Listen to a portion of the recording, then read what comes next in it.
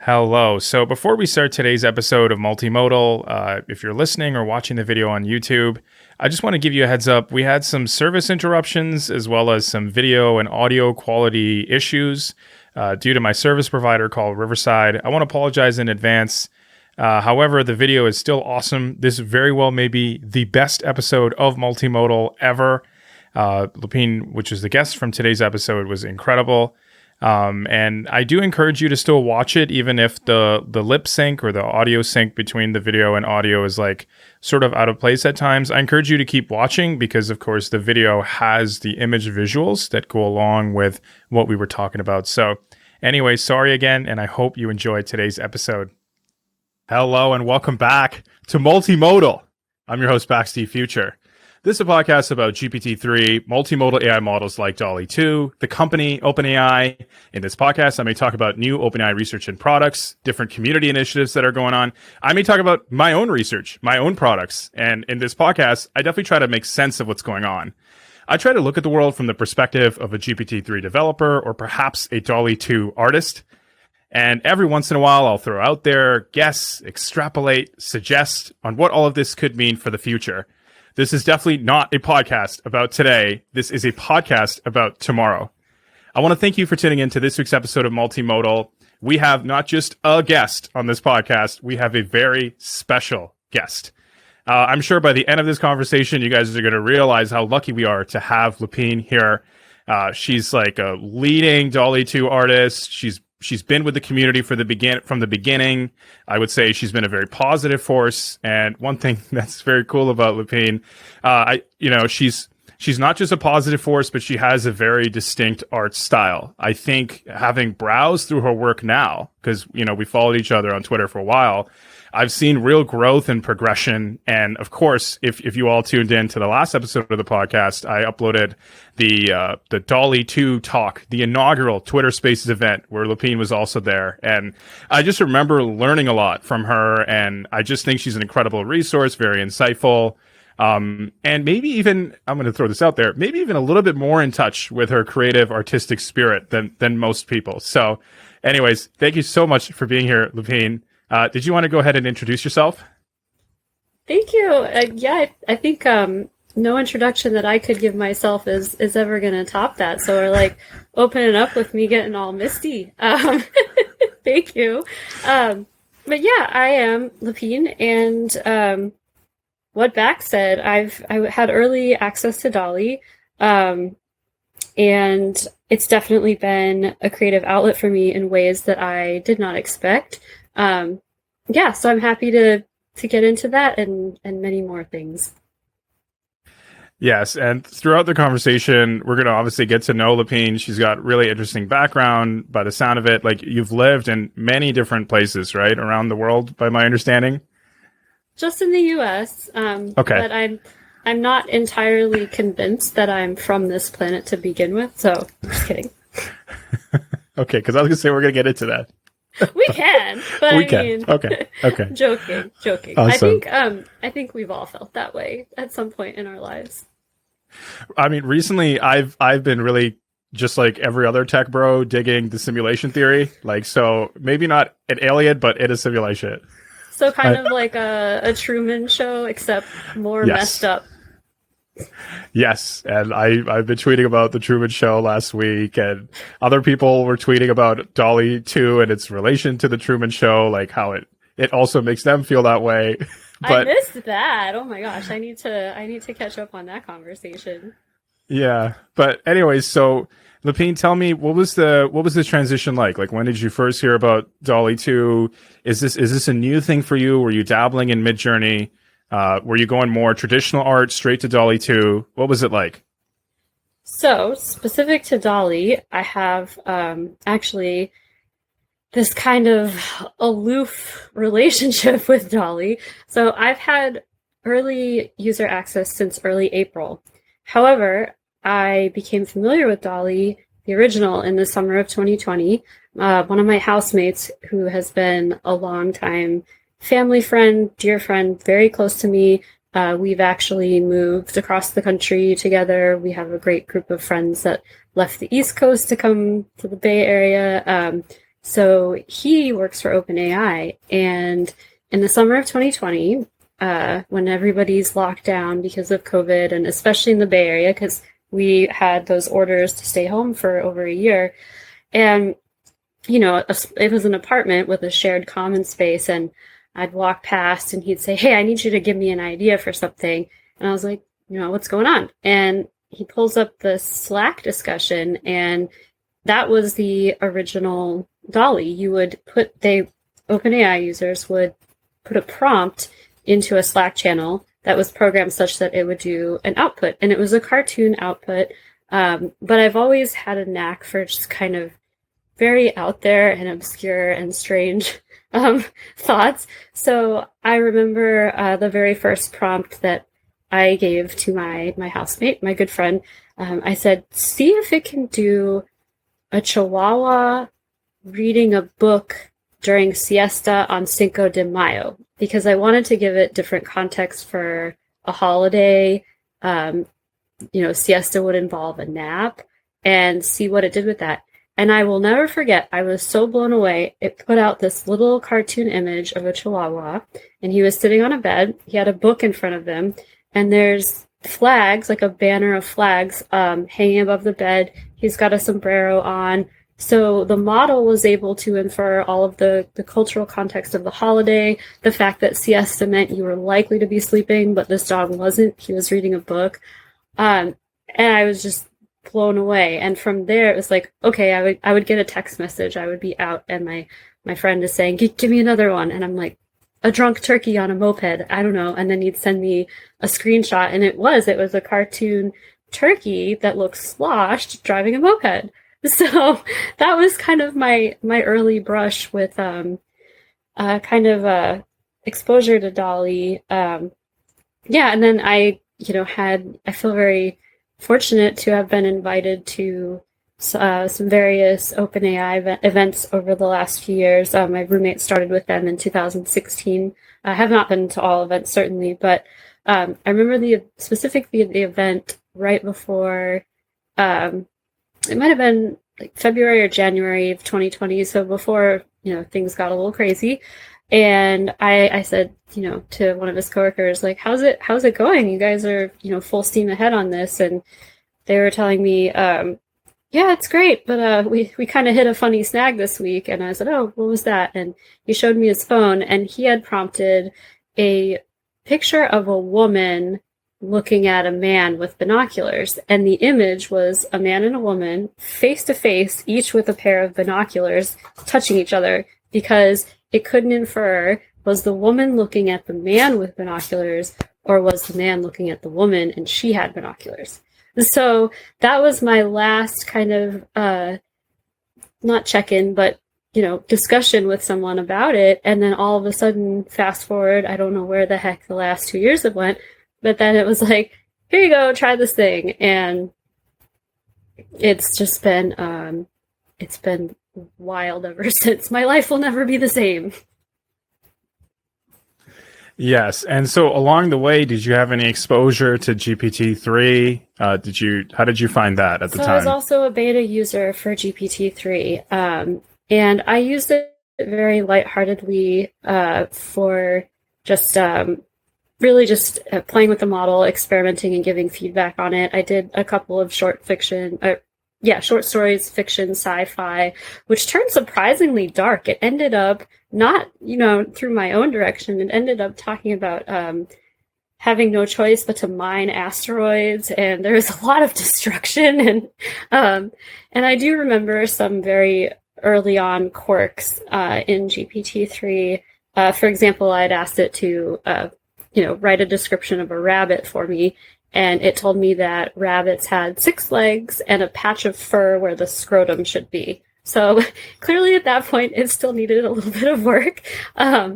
So I gave that feedback as well. And then I didn't use GPT-3 too much over the last few years. If I, had kind of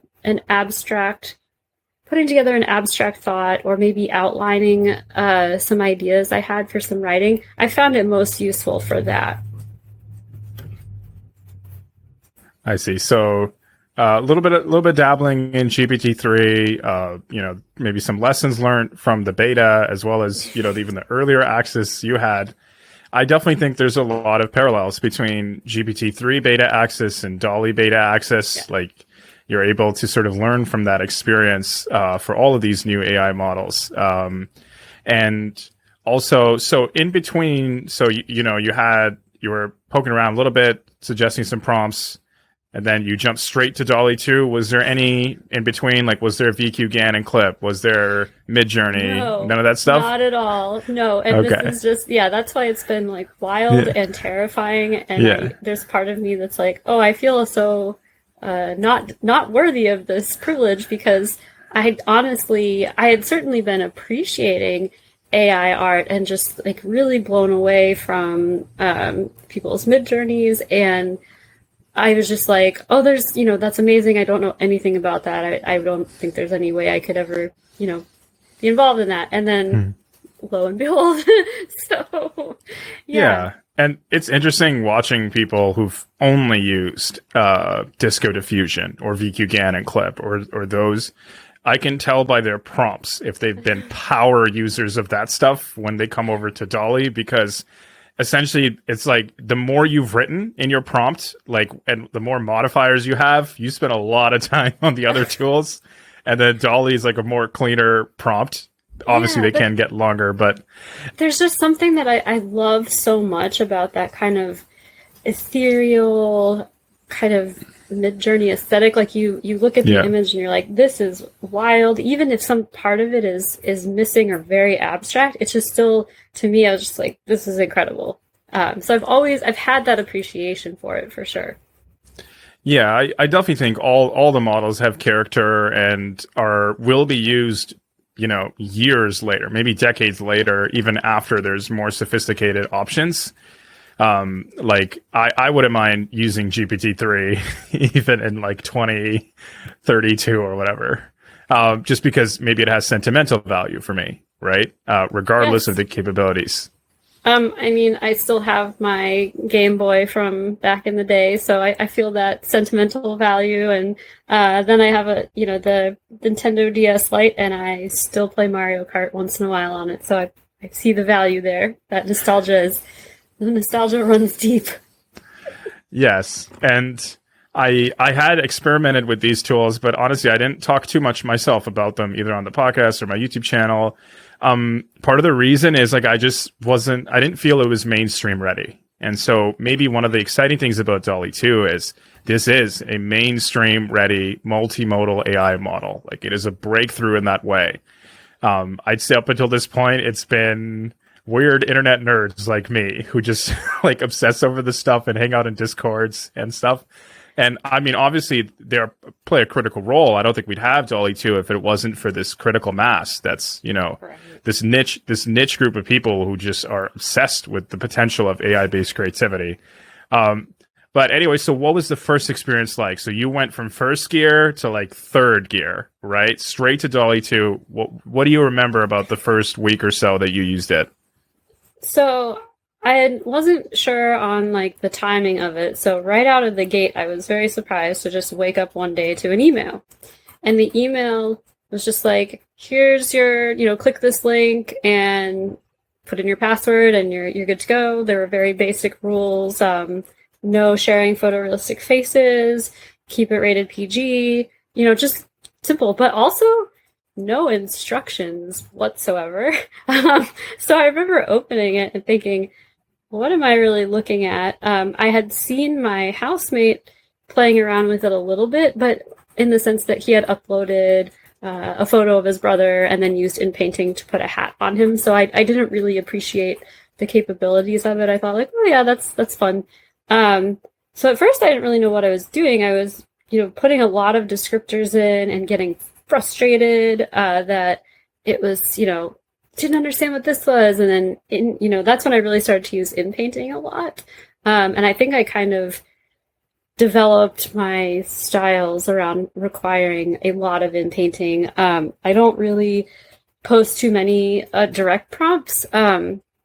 just because I'm pretty picky. And that's not to say that DALL-E's not super impressive, like as soon as you generate those. But if you're doing specific things, I feel like when you're looking at it, your eye or the human eye can catch that one little artifact that probably isn't a big deal. Most people wouldn't notice, but as the creator, you're always going to be a little more critical of it and say, I need to get this, or just one more thing. Okay, let me fix just one more thing. And next thing you know, it's hours later. I spent 7 hours on one prompt. I remember back in April. And it's my profile picture of the Crabbit. And it was just really struggling with, I was picky because crab claws aren't the same size, and I shouldn't have been this picky, but I wanted it to be obviously not believable because it was a Victorian painting, but I was like, I want the claws to be represented as they would be, and then I wanted it to put carrots in, and so I ended up 7 hours later, I'm like, oh my gosh, okay, I have to stop. I have to step away for a little bit. Yeah. So... Yeah, and definitely one of the things I admire is in paint. So it's kind of like, lots of people come up with lots of prompts and post them. In painting is where you're doing work behind the scenes, right? It's to the end user. There's no idea. Was this? I didn't know that was a 7-hour prompt. No, right? Most people wouldn't. And I think this is probably the first time I feel comfortable admitting that, because most people would be like, Lapine, what is wrong with you? But I respect the craft of it, right? I think, I mentioned the Twitter Space event, I don't do a lot of in painting because I'm constantly distracted with prompts. I'm so caught up in flashiness, this and that. Oh, I wonder if it can do this. And sometimes I'm even doing physics experiments, right? If the straw is in the glass, is the light going to refract? Right, stuff like that. It's Now, I find this to be true, but I'm wondering if others have had the same, where you kind of end up on a theme of the week or 2 weeks, and I got real hung up on reflections for a while, where I would say dawn light in a hall of mirrors, and just every time I was like, oh, it got it right, or something that was underwater or had water droplets on it, or a close-up of an eye looking at a wall that has a window, does it show the reflection? So and then the oil slick puddle with the cityscape in it. So I feel like we all, whether it's a physics experiment or some texture, I think I saw August was going through a bunch of kind of grainy, went through a grainy phase of making these images that appeared, archival images. And I think I see that happening to a lot of other artists, that we go through our, theme of the week, or, that's driven by our amazement or with the capability that we see there. And we kind of get fixated on it. So for that week, you can guarantee all your prompts are going to have crazy light or crazy colors or texture.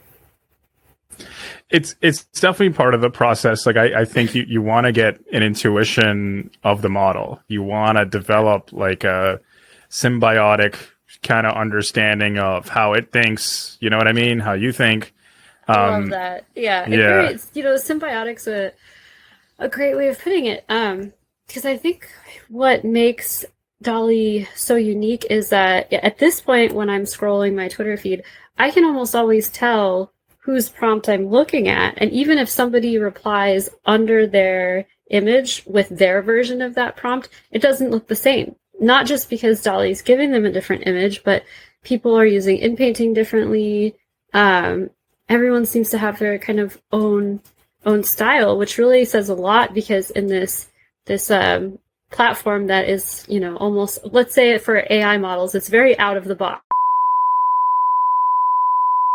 And we are back. Sorry, we got disconnected there. So I believe where we last left off, Lapine, you were talking about how you can tell people's style just based on the results, and also just DALL-E comes with so much stuff out of the box. So did you want to expand? What did you mean about that out of the box stuff? Yeah, so how we were, much like we were discussing Midjourney and some of the others earlier, and some of the AI art that requires a bit of coding for your prompts, there's none of that with DALL-E. So it's, literally, if you were to imagine an AI platform that is out of the box to the user, that's it right there. Imagine yourself opening it up, it's good to go. You don't even have to plug it in. Comes with the batteries, which is always nice. So even with that, even with how anyone that obviously with access can just go hit their ground running, I can still tell after someone's been using it for a week or so, like you really do start to notice their styles come through, whether it's the way they craft their prompt, whether it's kind of an affinity for a certain effect. And it's great because you would, a lot of the early nervous naysayers that I saw some conversations on Twitter about saying that, this is terrible. It's going to art, AI art's over or whatever. It's not. You still see that individuality in there. You still see everyone's personal style come through. So I don't think that will be lost at all. It's definitely interesting. Like, part of the reason I didn't promote a lot of the other models as much is I just didn't want people to get a bad impression of the possibilities, right? They may have used some of these models and been like, cool, this is 10 years away, when in reality, it's not. Yeah, I got some angry Twitter messages the first week. They warned us about that, though. They did warn us about that. Oh, really? Like, just like people thinking it's not that good? Or they're just like concerned about the impacts of it? So some of the, like, in that early email, the invite email, which I kind of, and Danielle Baskin and I had talked about this, we felt like we were just turned loose in a laboratory, like, okay, here you go. Yeah. And it's like, what do I do? Just go. In the email, they did say that, this is a very powerful technology, you might get mixed reactions to it, mostly people that are, wow, this is great, or some people that have very strong feelings about it. So there's a lot of push-pull, and I chose not to engage in much conversation around that early on because I didn't feel qualified to speak on it, especially compared to other AI art platforms. But I didn't have to say anything because Twitterverse certainly jumped in and took both sides of that argument for me.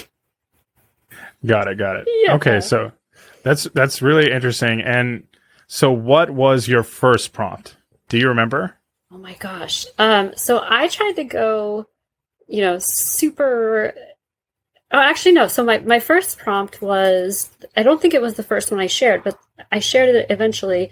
And it was actually done on my roommate's computer, like a couple days before I had access. I said, can I try this? So technically my first prompt was the abstract. It just said an abstract painting of an elephant balancing act.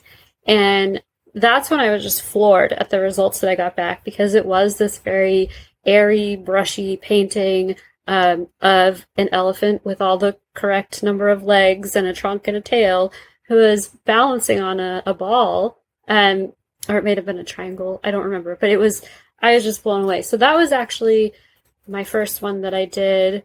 And then that was before I had access. Also on my housemate's computer, I had uploaded a picture of one of my rabbits, and I used Inpainting to give him frog legs. So those were the awesome. two. Yeah, I had to get that silly one out of the way, but that one gave me a little bit of a freak out because it had matched the pattern on the carpet around him when it replaced his back legs with frog legs, and I was kind of spooked after that. And then just from those experiences, had an appreciation for how powerful it was. I think my very first prompt was when I was approaching it differently.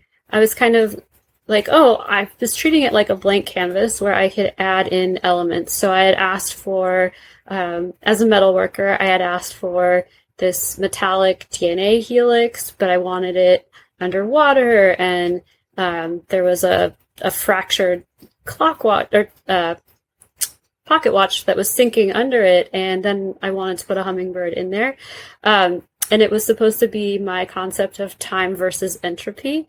But that was one where I spent hours on Inpainting too, because I, right off the bat, treated DALL-E like, all right, I'm going to create a blank canvas and then add all this stuff in, which I learned pretty quickly is if you got 4 or 5 hours to sit there and do that, you can. But there's other ways to get where you want it to go. Yes. And so then from your first prompt to, like you're mentioning, people develop their own styles. What do you think causes the emergence of individual styles with DALL-E 2? Where does that come from? Oh my gosh. Well, I can't speak for others, but for me personally, you will see a lot of things that are based in personal interests of mine, whether it's a metal sculpture. I don't think anybody would doubt that I love the desert based on my DALL-E prompts. I've surrounded by all things desert. I actually made this little metal guy up here. I used to live in the desert, and it's to me is just one of the most beautiful places on earth. So you'll see a lot of jackrabbits. I also absolutely adore rabbits, as I have several of them. So you'll see a lot of jackrabbits, cacti. I'm really big fan of all things steampunk. So you'll see a lot of steampunk coming in. Again, that metal element to it. And I know August, she's a photographer, so she's taken some of her photographs and used Inpainting to alter them in certain ways. Danielle's done some stuff with city concepts, and Xerox Park was one of my favorite ones that she did. I love that one. Welcome to Xerox Park. You haven't seen that one? I love that one. Oh, that one's great. I and love her it. Yeah. adding snakes, get more done by adding snakes to your sales team. That was pretty good too. But yeah, and then Doug Bonneville, as an illustrator, then seeing his work, before he had access to DALL-E, seeing his actual pen and ink sketches, seeing his Midjourney work, and then seeing his DALL-E work, I can still tell, no matter what his medium is, that I'm looking at like, oh, this is a Doug Bonneville. So I think it's really a combination of what that person is very interested in, what medium they were working with previously.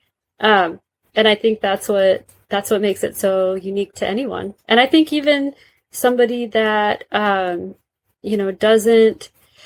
doesn't have much artistic experience. So for example, I know the user Sleepless Doc, who I don't think has been particularly active lately. He's actually a physician.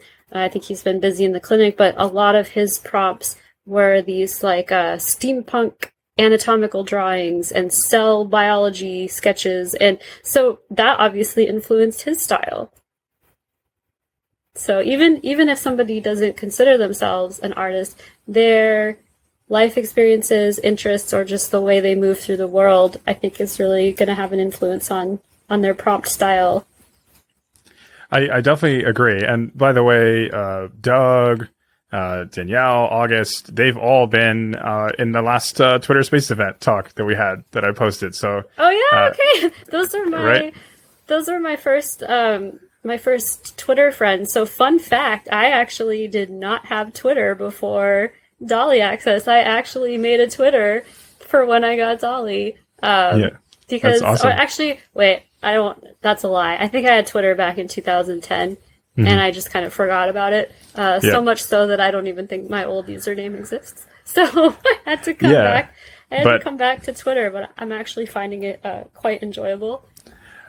All your growth is purely DALL-E, like pure DALL-E 2 artist, right? And I noticed that. That's part of the reason I invited you. I went through your media, and it just starts when you got access, right? Yeah, so like immediately. You're witnessing artistic career success, like live right now. So it's exciting to see.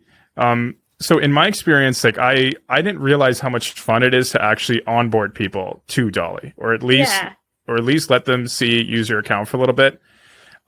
You see their life experiences, you see their philosophical views, you understand them, you get to know them at a real intimate level. And I also find that depending on people's backgrounds, they just find all these interesting modifiers, prompts, as well as use cases, like especially if they're in existing creative disciplines. And there definitely is something for everyone with DALL-E, which is, and I thought GPT-3 was like that. DALL-E is like a million times more like that, right? I really feel that. I really feel that there's appeal in DALL-E for everyone. And I love what you just said about, people using it in areas that they already were involved in creatively. Did you see, and another favorite one, when kids get to use DALL-E, So great.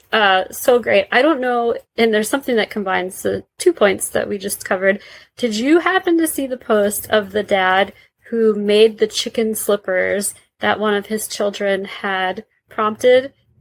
Yeah, I saw that one. I thought that was amazing. Yeah. And I was just Yeah. like, I love everything about this. And there was just one, like, because, children see the world very differently than we do, obviously. And I think we lose some of that as we move through life and accumulate entropy. But the simplicity of the kids' prompts, it just is funny. It gives you, some of them are outright hilarious. Like someone did a toilet race car, and I'm 36 years old laughing at that, thinking like, it's funny. It doesn't matter how old you are. Like you can appreciate that. That I love seeing, I do agree with what you said, that all these experiences that kind of shape us influence the prompts. And you're right that you do get a very personal look at someone.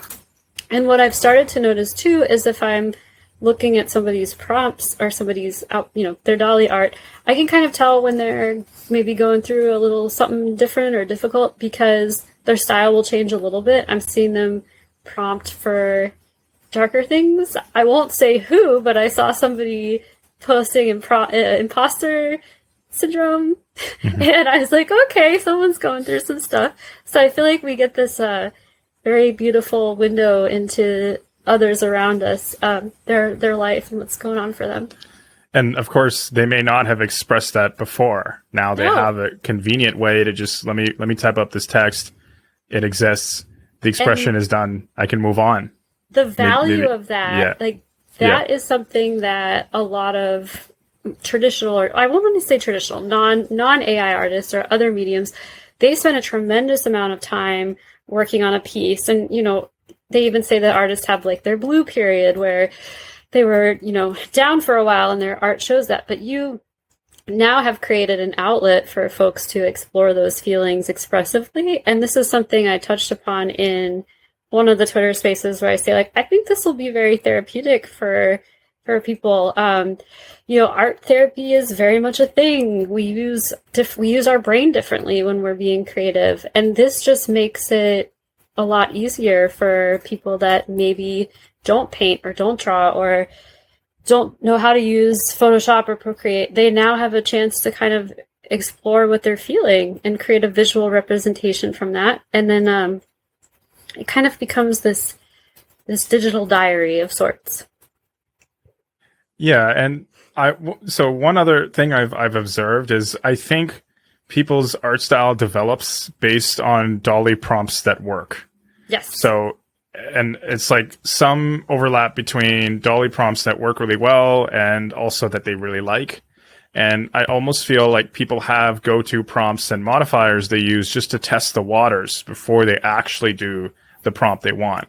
Mm-hmm. And so their style ends up being a culmination of those things. But like, I absolutely agree with you. Like, in terms of therapeutic, I find even curiosity to be quite therapeutic, right? To see people, I showed them DALL-E, and they typed in, a city and where they grew up, the country they grew up in, like the 1890s, because they were just curious what it used to look like. And right. There's something about human curiosity, which is also just such a surprising driver for DALL-E usage, besides even just artistic expression. But it makes sense. Like, I think creativity and curiosity are very highly linked. It's true. I asked my father early on for a prompt, and he wanted, of all things, a wasp nest waffle. And I recently shared it under one of Doug Bonneville's posts about his centipede smoothie, but I originally did not share it because it was just so creepy that I did not. I was just like, I don't feel right sharing this with people. But my dad's like, do a wasp nest waffle. And I was like, okay, for you, Dad, I'll do this. So yeah, I was like, that's where your mind went. But it was funny. And I remember Danielle posting this like fire meme where it was like, there's only 2 DALL-E prompts within you. Yes. You remember that? Yeah. So one is one is like a long. very flawless photography render, and on the other side was like Elmo at a KFC. Yep. And Right? I immediately gave that a like because I was like, it's so freaking accurate. Like, I, I think we all feel that. Yeah, and so it's curiosity. You know, whether I'm doing some physics stuff or whatever, you're exploring more stuff with steampunk. Like I think there is some curiosity driver. So switching gears a little bit. So I wanted you to tell us about the rabbit mirror ritual. Okay, that's a great question. And the answer might be less exciting, or maybe more exciting than you would assume. So I have currently only two rabbits, and I say only because there have been times where I've had a lot more rabbits. One is a rescue that I got 7 years ago. The other is a 12-pound meat mutt. So he was kind of lineage was bred for meat. He's massive, and he is he's the scaredy cat or the scaredy bun of the group. And the tiny little 2-pound one thinks he's in charge of everything. Even though they have very different personalities, they do this thing that I've noticed other rabbits that I've had also do. When you put them in front of a mirror, they kind of puff up a little bit like, oh, are you another rabbit? And they'll stand up on their hind legs a couple times, trying to be the taller rabbit, and then touch their nose to the mirror. And I've always called that, oh, look, it's the rabbit mirror ritual. Because every rabbit I've had has done that. That's how they interact with other rabbits they don't know. They kind of puff up and check it out. So when they see their reflection, they think, who are you? Do I have to be the stronger rabbit? So I thought, like, okay, you know what? It didn't occur to me right away until to try it right off the bat. I actually got the idea because I was moving some stuff around, and I moved a floor length mirror into the corner that had not previously been upstairs, and one of my rabbits ran right over to the mirror and did the rabbit mirror ritual. And I thought, oh my gosh, why? This is one of those things that is so normal to me that I would have never thought to put it in there unless Gizmo is his name. Gizmo just went up and did that. And I was not disappointed. It actually gave me one so terrifying that I could not post it because it definitely was not PG. It gave this very frightening symbol with rabbits that looked like they were covered in blood, which I was surprised. Yep. But most of them have been like a little cultish looking, rabbit seance looking. There's a mirror. I did an experiment where I reversed it. So instead of the rabbit mirror ritual, I said the mirror rabbit ritual, and it gave me this hilarious old photograph of people in hoods with or robes with rabbit ears on, and they're all bending at like this awkward 90-degree angle in front of this mirror with a rabbit face in it. So Incredible. I've had a lot of fun with that, and I think that's a prompt that I'm going to keep coming back to, where I'm just like, you know what it's time for? It's time for the rabbit mirror ritual. Yeah, and like just even as a fan, like it's funny because like you've done so much rabbit stuff, but the rabbit mirror ritual took it to another place, which I like seeing. It's a little bit, and I love it. A little bit cultish, a little bit occult. It's in, it's in the desert. Like, you love, like, I now have that piece as well. Like, where's that coming from? And it's almost like you know what it is. Like, it seems familiar for some reason, and you don't quite know what it is, but you know what it is, and like, you look at it and you're like, okay, this is a thing. So I know, and I haven't done, I'm sure everyone is feeling this, and I've been very quiet about it on Twitter because I realize what a privilege it is to have access to DALL-E for months at this point. But the generation limits have really curbed my ability to do some of the more abstract stuff, like the rabbit mirror ritual is not instantaneous. Sometimes it gives me a rabbit with an extra arm, or I try to fine tune something and it puts a whole extra rabbit head in there. So I was very eager when there was talk of pricing coming, and I was like, oh my gosh, take my money. I better like work as overtime so that I can afford all my in painting. So I've been feeling a little bit absent from that. And one thing though that I did use this time for is, I haven't done a tremendous amount of actual painting in the last few years. I think I've actually only completed one painting since the start of the pandemic, which is interesting because you would think if you're stuck at home a lot, you would be doing that. But that turns out not to be the case. It turns out when you work from home all the time. And by that, I mean like all the time. So I thought, while I'm kind of,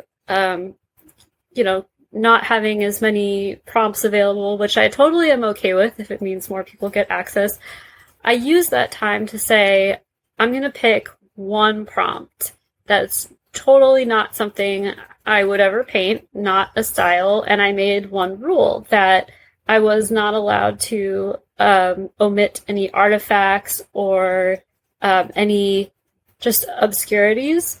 This was the prompt that I chose. Of course, it's a rabbit in the desert. So I printed it out on my very not good quality printer. And for the last many weeks, it's not done yet, but it's getting there. Oh my God, that's so cool. So I left in all of these kind of strange streaks of color that I normally would not do. So I still have a lot of detailing to do on it, but I actually have had so much fun with that process that I'm already trying to think, well, what's the next one? And I was thinking I'm actually going to let Twitter decide for me. I'll give like 3 or 6 options and then have a vote on it. So everyone else will get to pick what I paint next. That's so cool. And were there any lessons learned from painting AI-generated prompts, AI-generated works in real life? Yeah, so it actually made me really appreciate what DALL-E does, because sure, we can look at a prompt, output an image and think like, wow, this is incredible. But when you're looking at it and kind of translating it onto canvas, is really when you're like, holy crap, this model did this in 20 seconds, and I'm like taking hours to do this, and just all these little nuances to it. So it did make me really appreciate what it's capable of. And also because DALL-E does light so well. Light is one of the trickier things to get right when you're painting, especially acrylic paints that dry really fast and you don't have a ton of time to blend it. So light can be really challenging. And I feel like DALL-E kind of gave me a lesson in like... And we're back to our amazing fire DALL-E 2 conversation with Lapine. We got disconnected. It's cool. So you were telling us about lighting and how painting DALL-E in real life, how it made you appreciate the lighting more. Yes, it's true. So not only did it give me an appreciation for how well DALL-E recreates light and shadows, and I've heard other artists say this too, but that can be a very difficult and frustrating part of painting. So I feel like I'm getting a lesson here when I look at this image, even though my original prompt, I think, was just a jackrabbit in the desert gazing at the moon. I would think, oh my gosh, yeah, punch up the highlights on his leg, even though you don't think about that, but that in reality, that leg would be sticking out just enough to catch that highlight. So I feel like it's kind of edging me towards kind of analyzing it a little bit differently, and again, not just a style that I would not normally do, but using light in a way that I wouldn't have thought. Got it. So, I mean, that's an awesome experience. I've seen other people make paintings of DALL-E 2 generated art, and I guess it's just also, there's like tons of fun of seeing your stuff in real life, whether you design a poster, whether, you know what I mean? Chicken slippers. Yeah, like seeing those made as a real product from something in your head, which is like just a prompt, to real life. Yeah. And you also mentioned the pricing and Inpainting. So for a lot of people who don't have DALL-E 2 access, I just want to clarify. So right now, we can only do a maximum of 50 prompts a day, 50 sort of searches. You can only enter 50 things and get back results. And so part of the problem is that when you're editing an image through a process called inpainting, that counts towards your quota. And so what Lapine is saying is she can't iterate anymore as a result of this limitation and go deep on any of her images. And it really sucks because Lapine, I feel, is leading when it comes to inpainting and pushing the limits of it, like what's possible. So it sucks to kind of lose out on that in many ways. And I don't know about you, but this whole pricing stuff, like it's getting very real. Like they sent out the survey. So for a lot of people who don't know, OpenAI sent out a survey yesterday about pricing information. Today they confirmed they're working on billing and credits. So the good news is, I think this is an indicator that they're probably going to be ramping up, probably opening up. Like, don't quote me on that. I mean, I'm just assuming, and maybe they're more confident in the safety and all that stuff as well. Like, it says a lot on one hand. On the other hand, like, I am sweating bullets because pricing needs to be done right. There's it can really affect the virality. It can really affect the culture.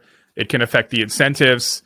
Like at this point, and if anybody at OpenAI is listening, by my understanding, like through this quota, you are disincentivizing inpainting already today.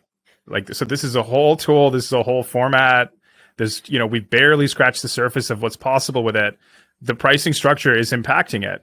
And right now it's free, but I'm saying, it's really important, like how OpenAI handles this. And I'm probably going to do like a follow-up video or something, just sharing my thoughts on pricing, because pricing, incentives, access, affordability, like these things matter. And I mean, it's really hard though, like to give credit to OpenAI. Like by my understanding, DALL-E is a really expensive service to run. It requires a lot of GPU power. And I do think I don't mind paying to fund the GPUs and so that more people get access. And I can even afford up to an even higher amount, probably more so than most people, right? But it's something that I'm sweating bullets because it needs to be done so right. And I already was complaining about GPT-3 pricing like a few weeks ago on the podcast. And I'm like, they simplified it a lot, but it's still not where it could be. So anyways, that's my little spiel about DALL-E. And I'm sure you agree, Lapine, that pricing needs to be handled like it's the last, in my view with DALL-E, all they have to do at this point is not screw it up. And pricing is one of those things where you could screw it up. And so you just need to be careful. And I had a thought about this after I filled out the survey very nervously. I was like, oh my gosh, I don't want to lowball them. This is an incredible piece of technology. I know it's expensive to run. I know how much work has gone into it, or at least, know that a tremendous amount of work has gone into it. But I should have, afterwards I had this thought, and I should follow up with them where maybe you have one price for your prompt, but then inpainting could be cheaper, because there are a lot of folks and users that don't do a lot of inpainting, either because they got the image they wanted, maybe they don't have the patience, or maybe they're not, just for whatever reason, they don't use inpainting.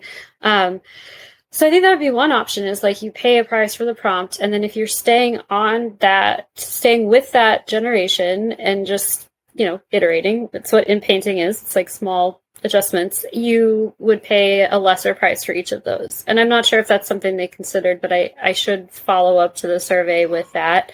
And, I haven't seen any talk of, the survey really just said like, pay per generation. It doesn't sound like there'll be any, tiered uses, like, okay, you do like a monthly subscription and you get like this many prompts, and tier 1, tier 2. I liked your post about the DALL-E God, was it? I was just like, oh my gosh. God mode. Yeah, that was incredible. I was like, oh, if only.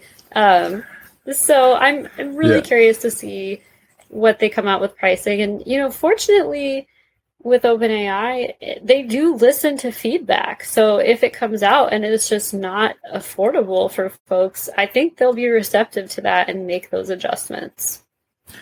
All these things, like, it can go bad, but also it's just really exciting, right? It is. And everybody plays the game differently. Like me, I would run DALL-E completely at a loss for a year. Like that's what I would do. Um, there's other things too. I would rather win people over for life. You know what I mean? Win the whole world for life. Like that's how I play the game. And I mean, there's other things too. Like I think there's a lot of chance, like for example, the stock photography industry, I've not been a fan basically my whole life. Like many creatives may describe the stock photography industry as the bane of their existence. You know, like literally. I've heard people throw shade at it. Yeah, and in my view, I would go as far as say they are exploitative, right? They are rent extractors on top of the creative outputs of humanity. Go ahead and quote me on that, internet. But I'm gonna write that down. The point is, there's a lot of chance to do good here, right? Like if DALL-E becomes integrated, maybe it does not have like a credits-based system, something more generous. I think there's real opportunity for creatives to create even more great things and for DALL-E to continue to be a part of it. So I think you can look at the game like how it's always been, and you can kind of look at where the game could be. And I think I like where the game could be, and I like investing long term, right? Like if the thesis is long term, the whole world will be using this every day, every student K to 12, which is what I believe will be using DALL-E at least once a week. If that's the belief, then, you know, really, really think deeply about credits. Like I don't quite know how I feel about credits, and just do a lot of good. There's a lot of chance to do good here and stuff like that. So we could keep going on about pricing. This is an issue that's like top of mind for me. You could tell, right? I can see you sweating and getting worked up from here. It's passionate. I'm too passionate. So no such thing. Never such a thing. Yeah. So I'm going to wind it back a little bit. So we'll go through one of your generations. I have it open here, and everybody else will see it on the screen. So the prompt was plein air painting of pathologists arguing in a laboratory while examining a watermelon. Okay, did you want to tell us a story about this? I would love to tell you the story, but I must give credit where it's due. So the story behind this prompt and generation was that I was responding to a story, literally, by Doug Bonneville. So in his first week of access, Doug used DALL-E he made a story about the great yes, there was something that happened at Watermelonville, and he tells this whole story through plein air paintings, and it shows watermelons plastered to buildings and buildings on fire and people just, you know, freaking out. Like, so it is implied in his story that there was this, and people started responding to it, never forget Watermelonville. And then, so I did this prompt as like, follow up to a story like, oh, breaking news, pathologists are working in the lab to discover, you know, what happened to these, why did these watermelons cause this problem in Watermelonville? And I had done a few with that, a farmer holding up a watermelon. He looked very concerned. Then there was the laboratory one. I posted one of a deer eating a watermelon and said to Doug, I don't know what the consequences of this are. So it was kind of this back and forth on this incredibly illustrated story that he created. And, you know, he just knocked it out of the park right off the bat. That story, he got such consistency in style between all of his images in that story that it was just very impressive that that's what he like landed in DALL-E with. Like, hello, DALL-E, ta-da! And I was like, blown away. Yep. It does seem like a very obscure prompt, but I promise it's part of a bigger story. And if anyone hasn't checked out Doug Bonneville yet, do it. Absolutely. Shout out to Doug. Yeah. Doug is awesome. He's great. And so this is good. So this is a good example of riffing off of other people, just that, you know, creative dance circle kind of idea. I love that aspect. I love chiming in on stuff on Twitter. Like if something's viral, just generating it as a prompt and dropping it in. And most people checking it out have no clue this is AI generated. Right? Oh, and yeah. like, I get that when I share things with people that aren't on Twitter. If I like send them prompt. They're like, wow, where was this taken? I'm like, no, look at the lower right corner. And anytime I see something on Twitter, I'm like always looking at that lower right corner. So I'm like, where's that bar of rainbow squares? Is this real life? So. Yeah. No, and I would love to just like respond to unrelated markets on Twitter with DALL-E generations for like a whole week and just participate, and they have no idea what's going on, right? Great social experiment. Yeah, absolutely. And I like you're talking about, like I tweeted last month too, like my eyes naturally look to the bottom right of every photo, and so I've been trained in that way, and I'm also training myself in the contra indicator way, because there's a subreddit called r/not DALL-E 2. Shout out to that subreddit. And so these are images that look like they were generated by DALL-E, like the prompt is perfect, and they're not. And so I'm training my brain in both directions just to stay alert. Oh my gosh. I need to, it's incredible. I feel very vulnerable right now. Like I need to go educate myself. It's chef's kiss. It is like so good. And it's real life is even shocking too. Like this is a real thing. This is not a DALL-E generation, right? Or have you had conversations with friends that or someone that has access to DALL-E and somebody says something weird and then you're both like, that's a DALL-E prompt. Yes. That's how the pig with the humanoid face happened recently. Was talking to Sleepless Doc, because I know that he has some farm animals, and I was just saying like, oh yeah, I'm fostering a pig, and her little face is so expressive, so cute. Like it's almost like this. I was trying to describe this. She's almost like a little person, and then we both just realized at the same time, like, oh my gosh, a pig with a humanoid face, and it was a very, very creepy output, and I feel like it should have come with an apology, but it was also kind of funny. At least it looks like a friendly, creepy pig. Yeah. The inspiration is everywhere. Like social media is like a good hotbed of it, but in real life is always the best. I feel like I feel that in real life stuff is the best. Like it's more meaningful. You're expressing yourself. So many things to enter. And so this is why, like, and I know I said we're done with pricing. This is why pricing is so critical. It's true. It's okay. Well, it's good to be passionate about things. Don't worry. Yeah. Like if people feel like they can just plug stuff in, we will discover and accelerate creativity more. If people are constantly like, ooh, I don't know. I'm close to 50. You're going to have to go to somebody else. You know, like That's me every day.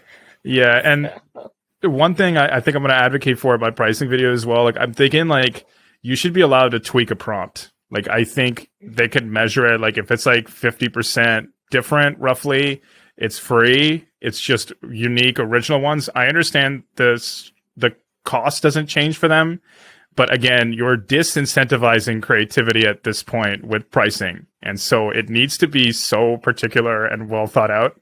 I don't know how they're going to do it. Part of the reason I'm making this video is I'm just so curious what they'll even do. I don't envy whichever team is responsible for that, because I imagine it will be a tough balance to strike between costs and access for everyone.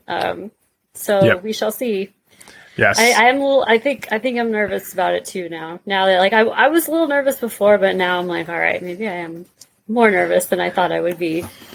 It will impact the virality of it. It will impact the kind of a similar thing happened with GPT-3. Like, and so this is part of the reason it's so personal to me is like, it's one thing to advocate to all your friends about a technology, but when they gotta be on a wait list, it's kind of like, it makes you look bad as an advocate. And so with DALL-E, if it has really good pricing that makes sense, that like it's just a lot easier to advocate for it. And we don't have that same situation we had in 2020 with GPT-3.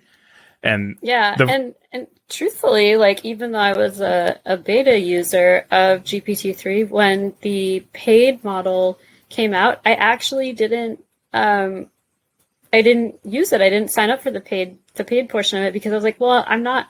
Yeah, this is great, and I'm having fun with it, but I'm not really using it for anything at present to justify paying for it. So I kind of disappeared from GPT-3 for a while, but I came back because now I really like having it write poems and then trying to get Yeah. DALL-E to illustrate it.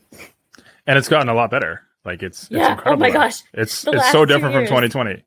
Like we need to do like a fireside user beta chat about 2020 GPT-3, like what it was like.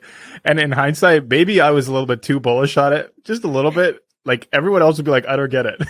But I'd be like, no, man. it's amazing. You have no idea. Yeah. Like, Having stepped away from it for a couple of years and then coming back to it, I was literally like, it's unbelievable. I was like, when did this happen? Yeah, because a part of it is because of Instruct GPT. Like I was saying on the last podcast, like I was like, Instruct GPT is so good. They should reset everybody's credits. Anybody who's like trial, they burned through $18 or 3 months, they should get to retry it for free because they will become a user and a customer.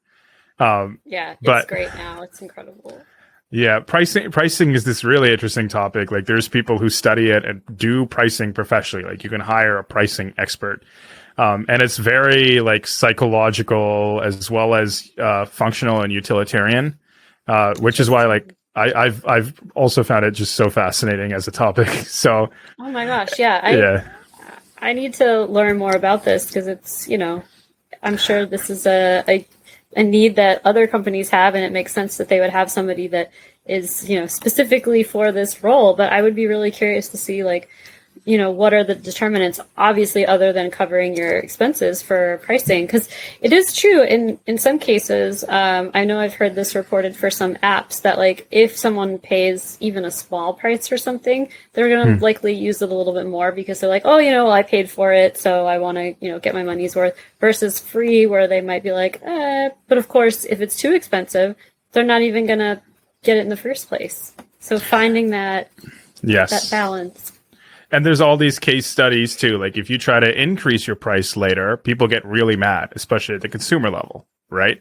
Oh, yeah. So you don't want to be like Netflix. So OpenAI has to be careful. I was just going to say that. Not to call anyone out, but don't be like Netflix. Then on the other hand, there's like so many more. Like, so one thing that I'm like, this would be crazy if OpenAI could do it. It would cost them so much. I think if you gave new users 2 weeks unlimited access to DALL-E, you will have a user for life. Like, I wouldn't be surprised if their data shows that. And I think somebody who's used it for 2 weeks, because part of it is they could develop an intuition for the model. It's not just using it. It's intuition, finding your interests, finding use cases, incorporating it into your daily life. And then you can deal with a more tamed version of like 50 a day, sort of. Right. Yeah, kind of like finding your style first, because when you first get access, you kind of like test the edges of it, test the limitations. You're still finding out like what you're going to use it for, like, or the unless you're just like a ding dong like I am and feel like waiting for hours for different levels of inpainting. But I'm assuming most people aren't that neurotic.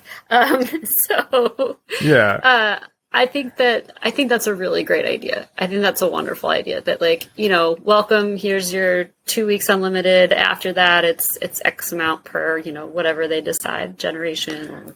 Here's 2 weeks. You are indoctrined into the product and cult of DALL-E 2. Welcome. You are having crazy dreams as a result of DALL-E 2. You're telling all your friends about DALL-E 2. Right? You're thinking of like prompts in your head. You're like, oh, that's a prompt. I got to remember that. Sending yourself emails in public, like with a prompt that you just thought of. Yes. You're thinking about the future of creativity, and you find out I made a whole series about it last summer.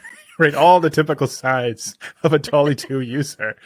But anyway, so going back, you mentioned Inpainting. So I would love to just hear from you. And I sort of asked you in the Twitter Space event too, like for me, whenever I use Inpainting, regardless of brush size, regardless of my prompt, like 80% of the time I get back the same image. So how is it that you're even able to spend 7 hours in DALL-E 2 editing Inpainting? Because a lot of times I get back the same image. It's true. I just kind of gave like mini Inpainting lessons to Sleepless Doc because he's like, honestly, I haven't been using it that much because I'm just not super patient with it. And I was like, I used the pig face as an example. So I was like, all right, listen, here's what you're going to do. Like, it didn't give us the eyes that we wanted. So I would select the eyes and ask for different eyes. And then maybe it didn't blend them so well. So I would go back and re-describe the whole prompt with the change to the eyes. And then he's like, oh, it clicked. He's like, now I understand. Like, this is what you do. And then he did a prompt with that kind of tweak to how he was doing Inpainting, and he's like, this makes so much more sense now. And then he was like, oh my god, 50 is not enough. And I was like, right. But the 7 hours ones were when I was kind of using it like a blank canvas almost, or I would ask for, for Crabbit, I didn't think that it would understand like a crab rabbit, so I asked for a Victorian painting of a white fluffy rabbit, and I got that to where I wanted it. And then I had to remove his arms and add the crab arms. And then I got in this like, I got stuck in a loop of crab arms, which is a very strange thing to loop on. I was like, no, these are not the crab arms that I want. And then for the finishing touch, I was like, I really think he needs a carrot or two. And it just would not give me carrots. So if you throw enough manure at a barn door, some of it sticks. So that's why gone are the days of 7 hours with it. Even now, so say I'm doing something, before the 50 generation limit, if I was doing something like a statue series, that's probably maybe like 50 to 75 to 100 generations per statue image, because I want to get the facial expression just right. I want the textures to match. Maybe I want another statue in there. Maybe I want some different objects in there. Maybe I want to adjust something. They really go fast. I know a lot of people that are like, oh yeah, I don't think I would go through that many. And I'm like, I get to do like one DALL-E a day now. Sometimes one every 2 days. Yeah. So I get what you're saying. But sort of what I'm taking away, so to sort of maybe interpret some of your process for Inpainting. So it seems like you put a decent amount of emphasis on the original prompt, like maybe 70, 80%. Once you're happy with that prompt, then you try to zero in on what you're adding into the image. And this is a good way you're putting it. You get caught in this loop where it's like trying to repeat the same image back to you. And it does. And I mean, I'm sure you've seen it do this. Yes. Or worse, when it's, when it starts going the direction you wanted it, and then it throws something completely, Yes. It'll take like a very specific part of your prompt and put it exactly there. And you're like, yeah, that's not what I wanted. But I like how you put it, because it's very insightful to existing DALL-E 2 users that the expectation is you will be in this loop. And you just got to see it as like, how do I break out of this loop? How do I work with it? How do I get it? And again, you have control over your brush. You have control over the text, the edit prompt. And between those two things, you have to figure out, how do I get out of this loop? And then the remaining whatever percentage, 10, 20% you're describing, is then just additional touches. What else could really add to that image? And one thing that I found that helps is that if it's really you're not getting anywhere, like you've done the prompts and the inpaints and you're literally getting almost the same image over and over and over again, I will pick the one that is different, even if it's only just the slightest, any image that comes back even slightly in the direction I wanted to head in. For example, I was doing a donkey with octopus legs, and it was just really having a terrible time with that. Yeah. So when I finally started getting like one really totally obscure tentacle that did not look at all like the donkey, then I chose that image, and then I kept doing Inpainting with that. And next thing you know, you're getting tentacles that match the original donkey, and they're starting to look more like tentacles. And now look, there's 8 of them like an octopus. And then you put your finishing touches in with like bubbles or a fish swimming by. So it's kind of like, I feel like it's a game of like Marco Polo, where like it gets closer and you're like, Marco Polo, and like, I'm almost there, not quite. Nope, you just went farther away, reel it back in. But it does, it becomes this kind of push-pull game. Got it. And so sometimes the stuff that it adds is also like a different art style sometimes, or like, so what do you do in that case? So in that case, this happens a lot when, if you're like doing a painting style, and it'll just insert something that's totally not the right color. Maybe it looks like a photograph when it shouldn't, or vice versa. So I will usually back up to before that artifact appeared and just start there. Or if it's like, it's kind of what I wanted, but it doesn't look right, I will focus on that, but get very specific. So say like I have ran into this when I was doing the prompt for the poem about the passive aggressive coworker that was quitting their job.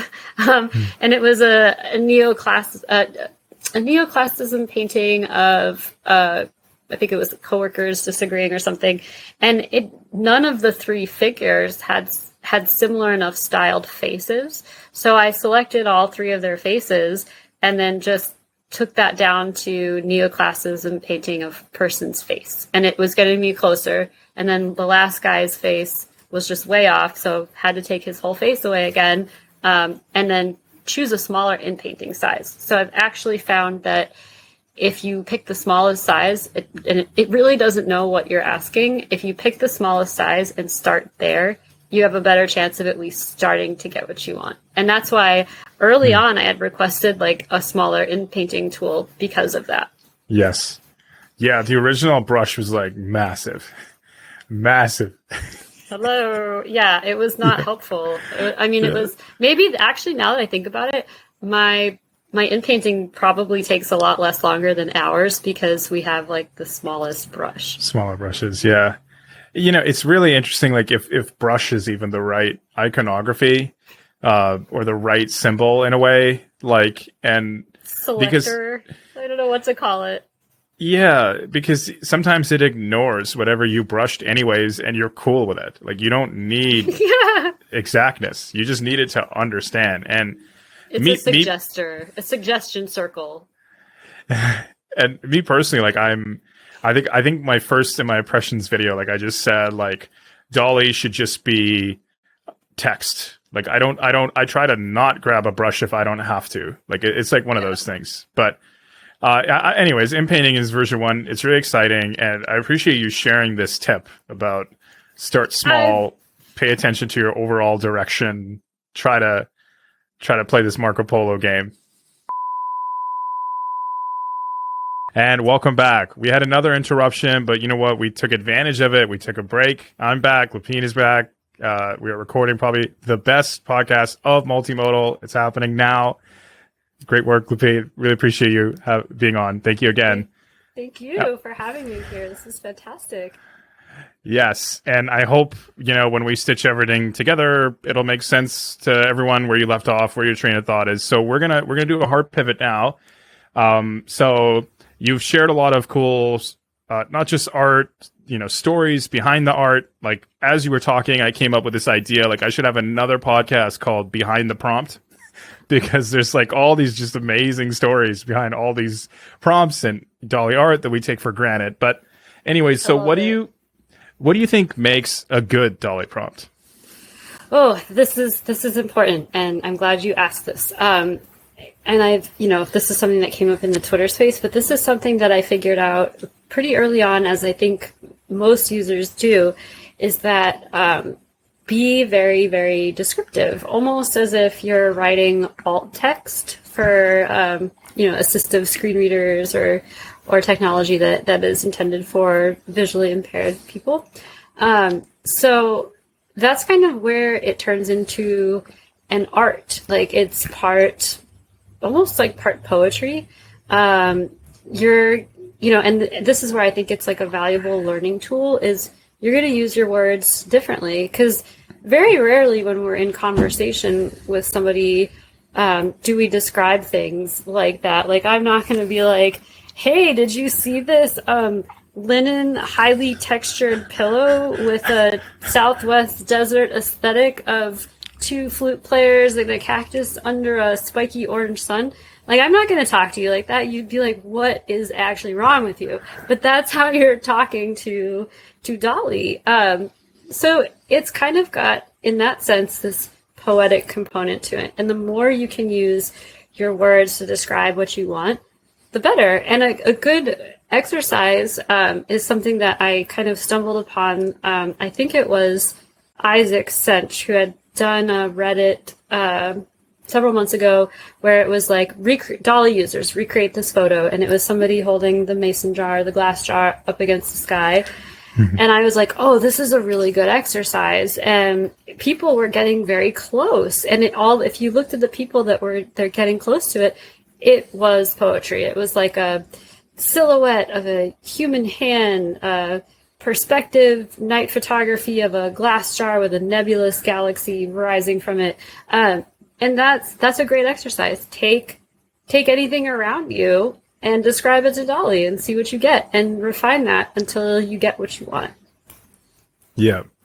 No, I absolutely agree. And I remember Danielle in our Twitter Spaces talk, she had a great point about try to imagine the alt text. Try to imagine, yes, like that's what DALL-E was trained on. And so if you don't know what alt text is, it's basically if you ever put your mouse over an image on the browser, it'll have this yellow box that comes up that just describes what's in the image, perhaps for people with accessibility concerns, maybe visual impairment.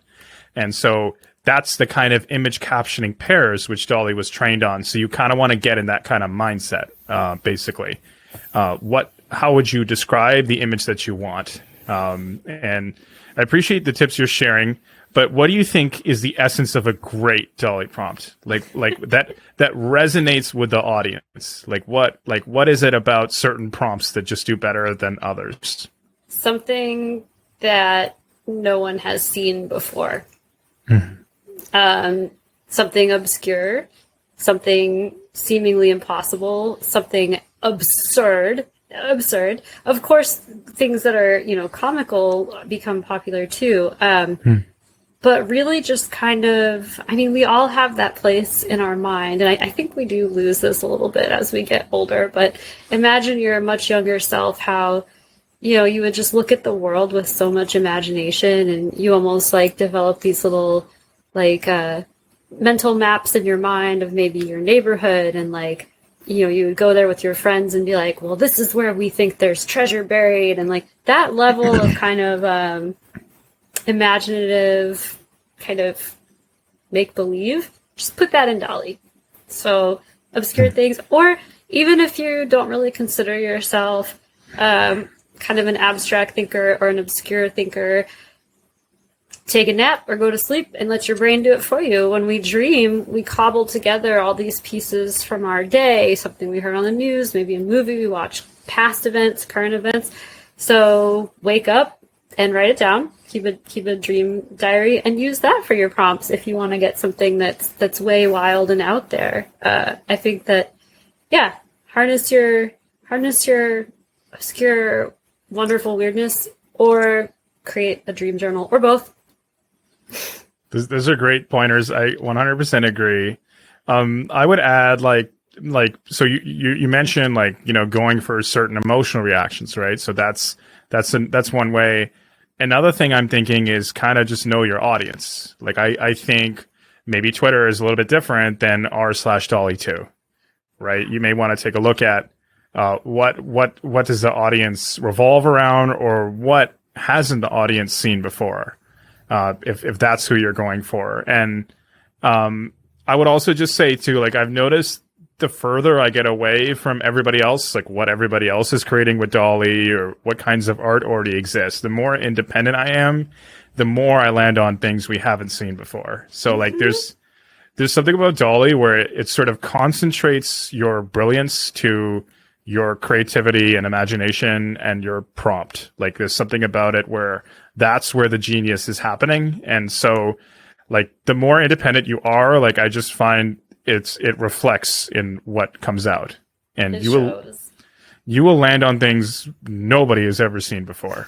And I think the audience is not only drawn to novelty and curiosity, but I think they are also looking for something genuine and authentic from a real, personal, independent place, where you're really at or what really interests you. So this is sort of how this is another way of saying even what you're describing, which is personal weirdness. I love it. Indulge yourself. Indulge yourself. True. And so I have two points here, and one that I want to touch on before I forget. How we were talking about nostalgia earlier? That is a great starting point if you're, feeling stuck in a creativity rut, or, you want to create something different. everyone gets nostalgic. It's a thing. So maybe, for something that you remember from childhood. So for example, I did a 3D render of a steampunk Furby.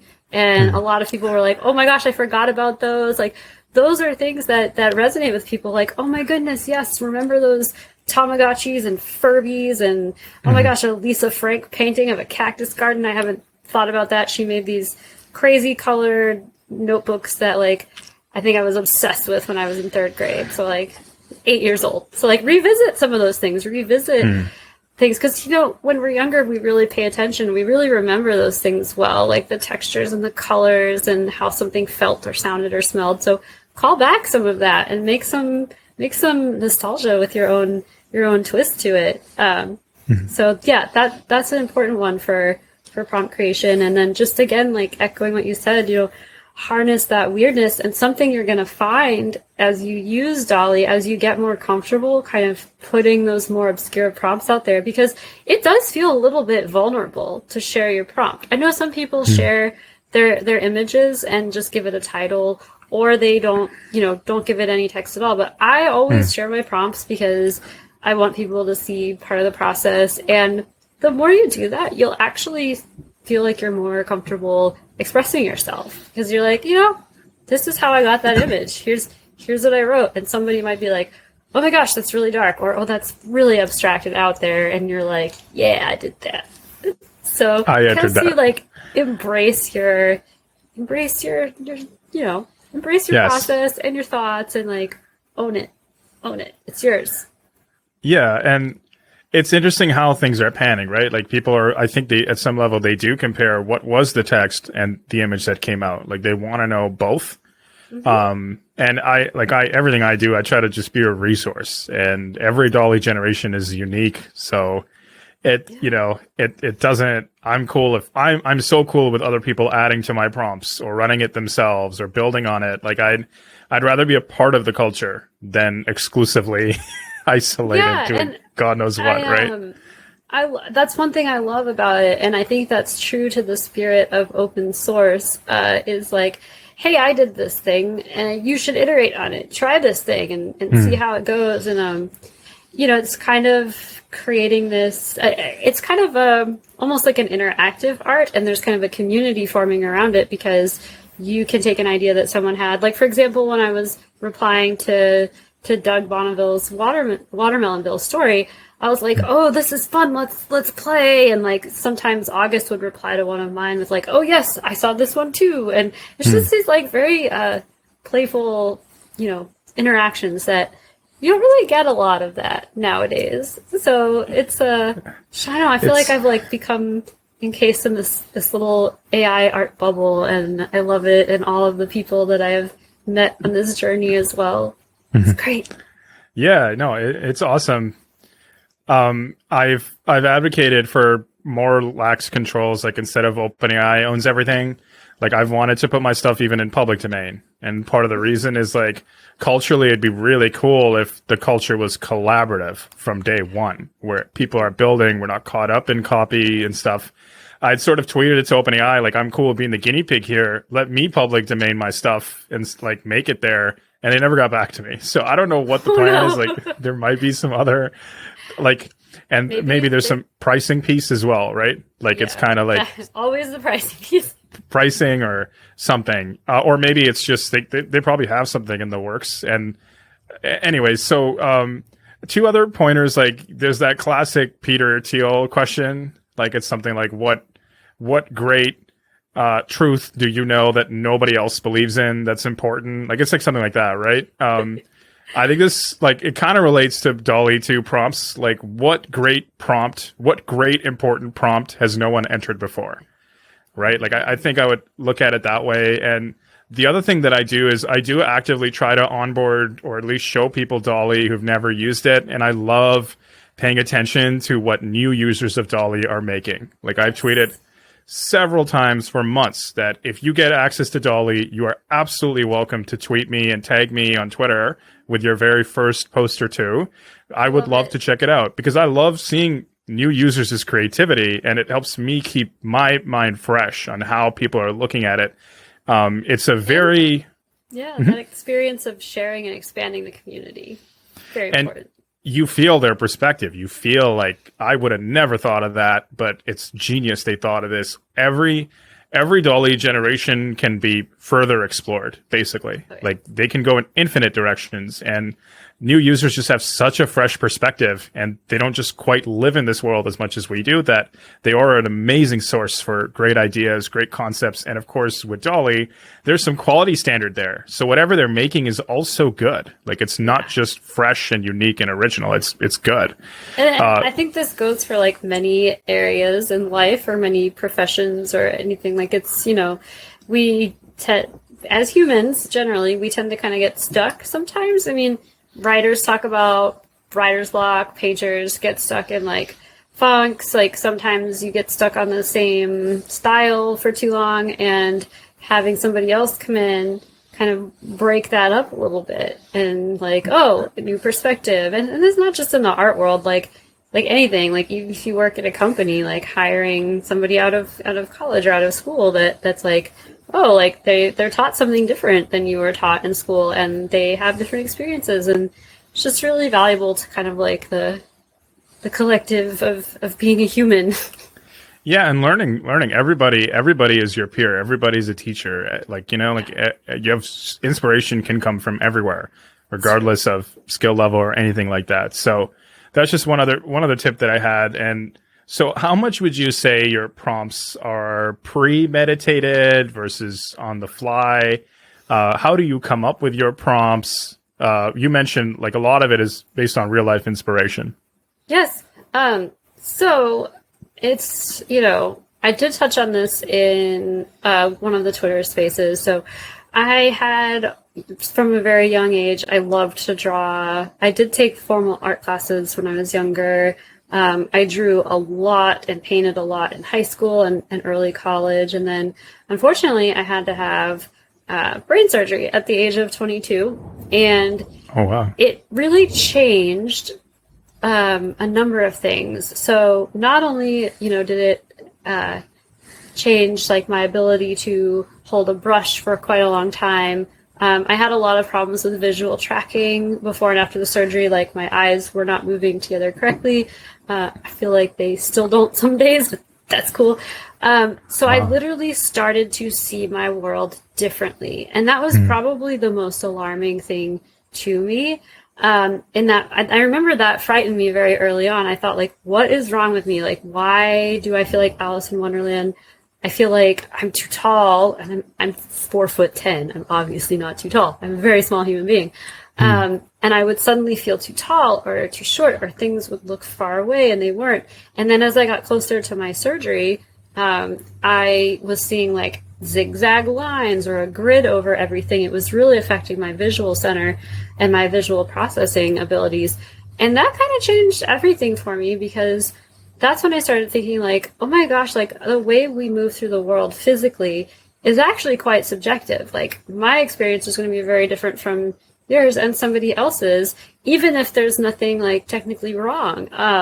And then I kind of like get lost in this thought, like, how do animals see the world? Like, how do they, oh my gosh. And it kind of like can give you like a little bit of anxiety if you think about it, that we all might exist in like the same physical space, but consciously we're kind of operating different. So as that relates to prompts, I do think back on some of the times where I was alarmed by something looking different. And, but now I look back on that and I understand, like, now that I understand neuroscience and the brain more, like, oh, okay, this is what was happening.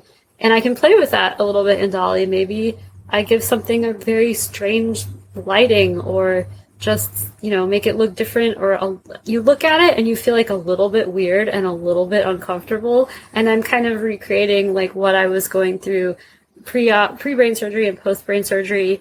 And, it really changed my art style after my brain surgery, because I was going through vestibular rehabilitation, trying to get my eyes to work together again, working on those fine motor skills, so holding the brush. And for a while, that's why I took up welding, because I was actually helping prep metal pieces, which was loud, and you could bang stuff around. It was very tactile. If you screwed something up, that's okay. Just get the angle grinder and clean it up. And then as my fine motor skills improved, I was like, all right, I'm ready to like start welding. And yeah, so those experiences, and I did a prompt about having a migraine headache, because I do still get headaches sometimes. That started around my surgery, and a lot of people commented on that, and I did not expect it to be so popular, because I think it's something people experience a lot, and it's a drawing of a woman with like the lightning bolts going down.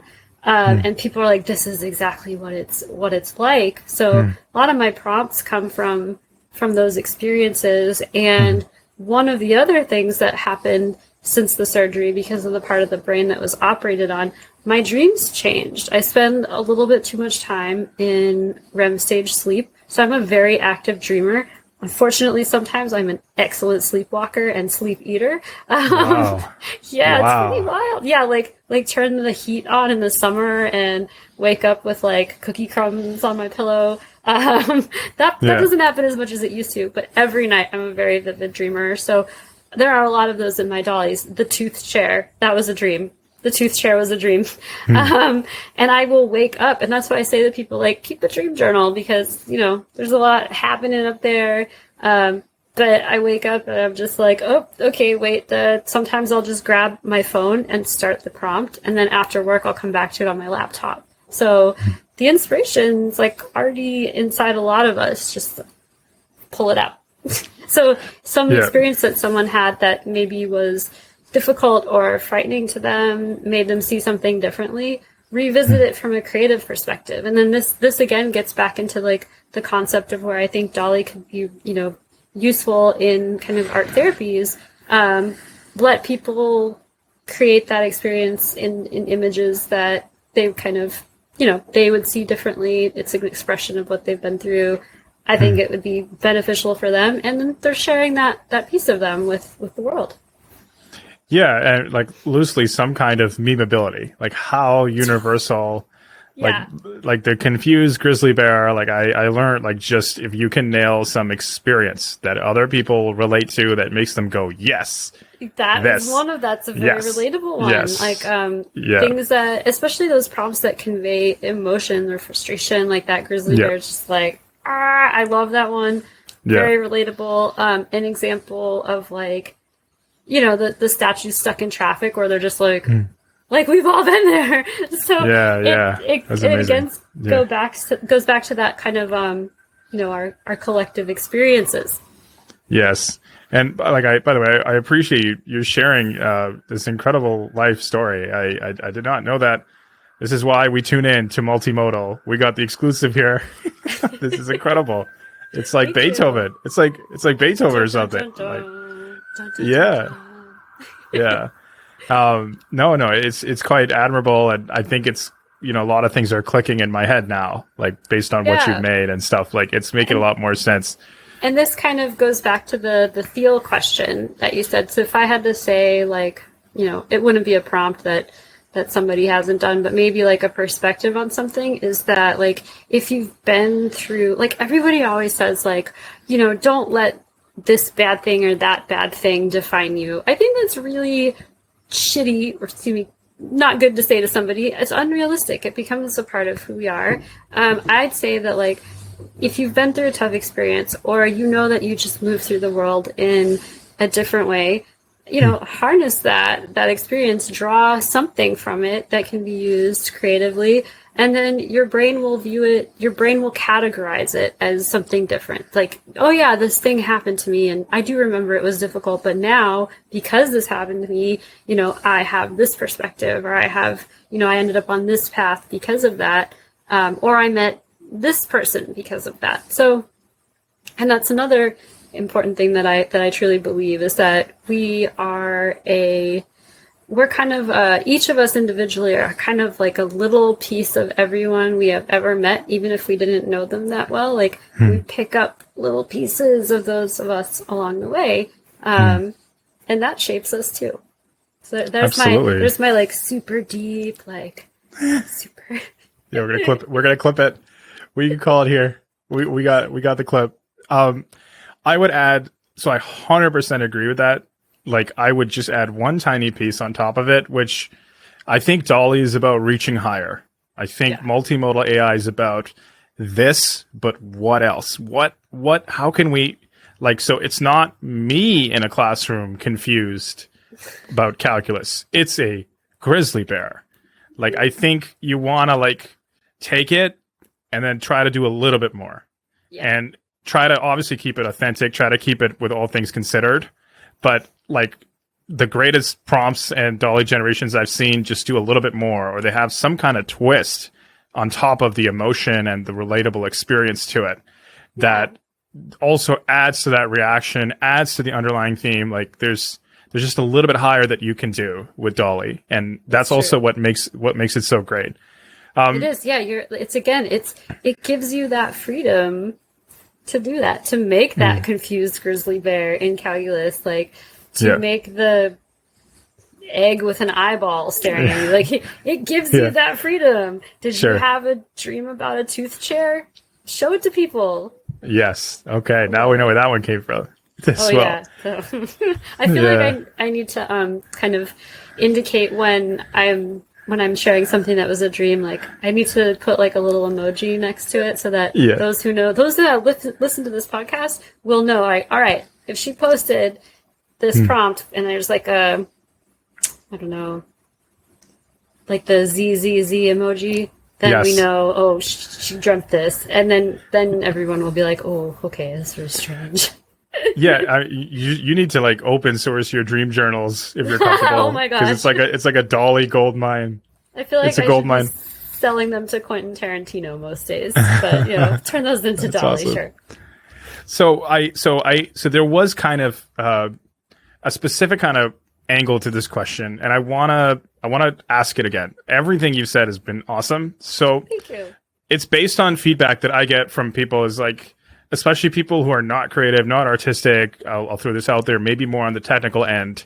Yeah. Like, when they see us just riffing a prompt on the fly, like sort of like how your roommate and you were just able to come up, I can't remember which animal. It was like animal who's drunk on a moped.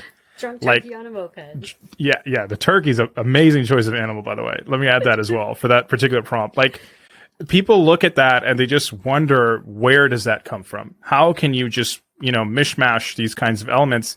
Do you know, like, I'm assuming that's on the fly, right? Like, it's like jazz, like it's not premeditated. So, how does that happen? My roommate's actually explained this to me a little bit. And he's just like, I don't know how he's like, how do you just come up with this stuff? And I'm like, I don't know. Sometimes it's just there. And he firmly believes too that it's like the part of the brain that processes the visual input, and then it goes, you get the amygdala going, you're drawing on some memories, hippocampus is in there as well. So he has this like very technical high level explanation for like almost every obscure thought I could possibly come up with, which is great. I wish I could explain it to you, but where I see like a technical application of this is like, maybe in some kind of, it's a difficult topic sometimes, but like when children are going through an interview with a psychiatrist or psychologist, maybe the child's having some behavioral problems, or there's suspect of problems in the house with domestic issues, you can give child access to this DALL-E and say like, now they give them like crayons and say, draw me a picture of this and that. Well, it's 2022. We shouldn't have to just give kids crayons anymore. We could give them something like DALL-E, and they might make a picture about your family, which is usually something they would do, and the children will be able to use it to show you maybe an image that indicates some problems at home. So again, I think it's like it has a tool clinically in some cases, certainly, or your stroke patient or your dementia patient that is having some problems with their memory. Well, maybe you're not asking about the memory directly, but maybe you give them something like DALL-E and they're recreating photos from actual memories that they have. And this is something that's well known. And I saw with my own grandma that her memory really started to decline, and you could give her a piece of chalk and a paper and say, draw a duck, it's Easter. And she would draw this incredible duck. And we had never seen her draw anything in her life. So different parts of her brain were working. So I do think, maybe not so much to answer specifically the technical side of it, but in terms of applications, I think that there are clinical applications of this, which is not something I've heard anybody touch on yet. No, it's a very interesting area, and like I'm excited for more people to get access, like formal researchers to try out this stuff. Like if you're a researcher looking for an interesting topic, study how DALL-E impacts people's dreams. And like, oh my gosh, yes. If you need a patient to go in that MRI machine, you got 2 thumbs right here. I'll do it. And like, it's just an interesting area. We might learn a lot. I'd say, like, just going back to my question, like, I think that kind of on the fly, this and this and this, you know, like, I think you can learn it. I think it takes practice, and I think it comes from a few places. Like, I think you want to not take yourself so seriously. You want to be unfiltered. You want to have fun. Put limits on yourself. Yeah, and try to like visualize it as you go along, and then try to see like what would be interesting. What else could happen, right? Like, Google HomePod speaker. Let's start there. Okay, Google HomePod speaker. I want to twist it up a bit. Inside a children's daycare. So, like, again, like that's run by the DMV. Yes. Boom. That's or something. Whatever the equivalent of Department of Motor Vehicles is for you. I don't know if this is much of a nightmare as it is here. Yeah. Oh, yeah. Okay, now you know we're gonna have to make this prompt later. Yes. You know that, right? Absolutely. And there's a chandelier hanging from the top with a monkey swinging from it. I don't know. Right? Yeah, so like, but the chandelier is definitely made from not normal chandelier material. Like, it's a very special chandelier. It's not very practical. It's actually it's actually a bush that someone dug up out of the garden. So it's a sagebrush chandelier. Amazing. There might be scorpions in it. And so there you have it, right? So this is a case study. How do you get that on the fly kind of prompt? We're just having fun with it. And actually now I'm appreciating it. It's a lot easier with 2 people. It is. Like it's really wild. And I wish I think we should do like a social hours where it could be kind of like a fun experiment where artists team up with each other and you just go back and forth. Like, you know how in movies they have like the gag reel where they just throw their lines and they ad-lib them? Yeah, let's see what happens. You just like put them together. It's all these kind of like, you just grab loose associations and put them together. Yeah, and we're having fun. We're visualizing it along the way. And I think part of it, like if I'm just analyzing now, we're adding in details and like maybe zeroing in on those details that could maybe add some underlying story to the scene. Like it's a daycare, but it's got a chandelier, you know, like it's like these kinds of that's made from like landscaping stuff. It's just like kind of different. It's going to end up like real esoteric. Like I'm picturing these children are going to kind of end up being like maybe like mystical like forest creatures, almost like elfin, because the chandelier's a bush, and it could just go like way out there. Yeah, it's also like chandeliers high, bushes on the ground, and you've sort of like broken. So I think like we're having fun. We're unfiltered. There's no right or wrong answers for anybody. I think in like the technological mindset is there's like definitive answers to things.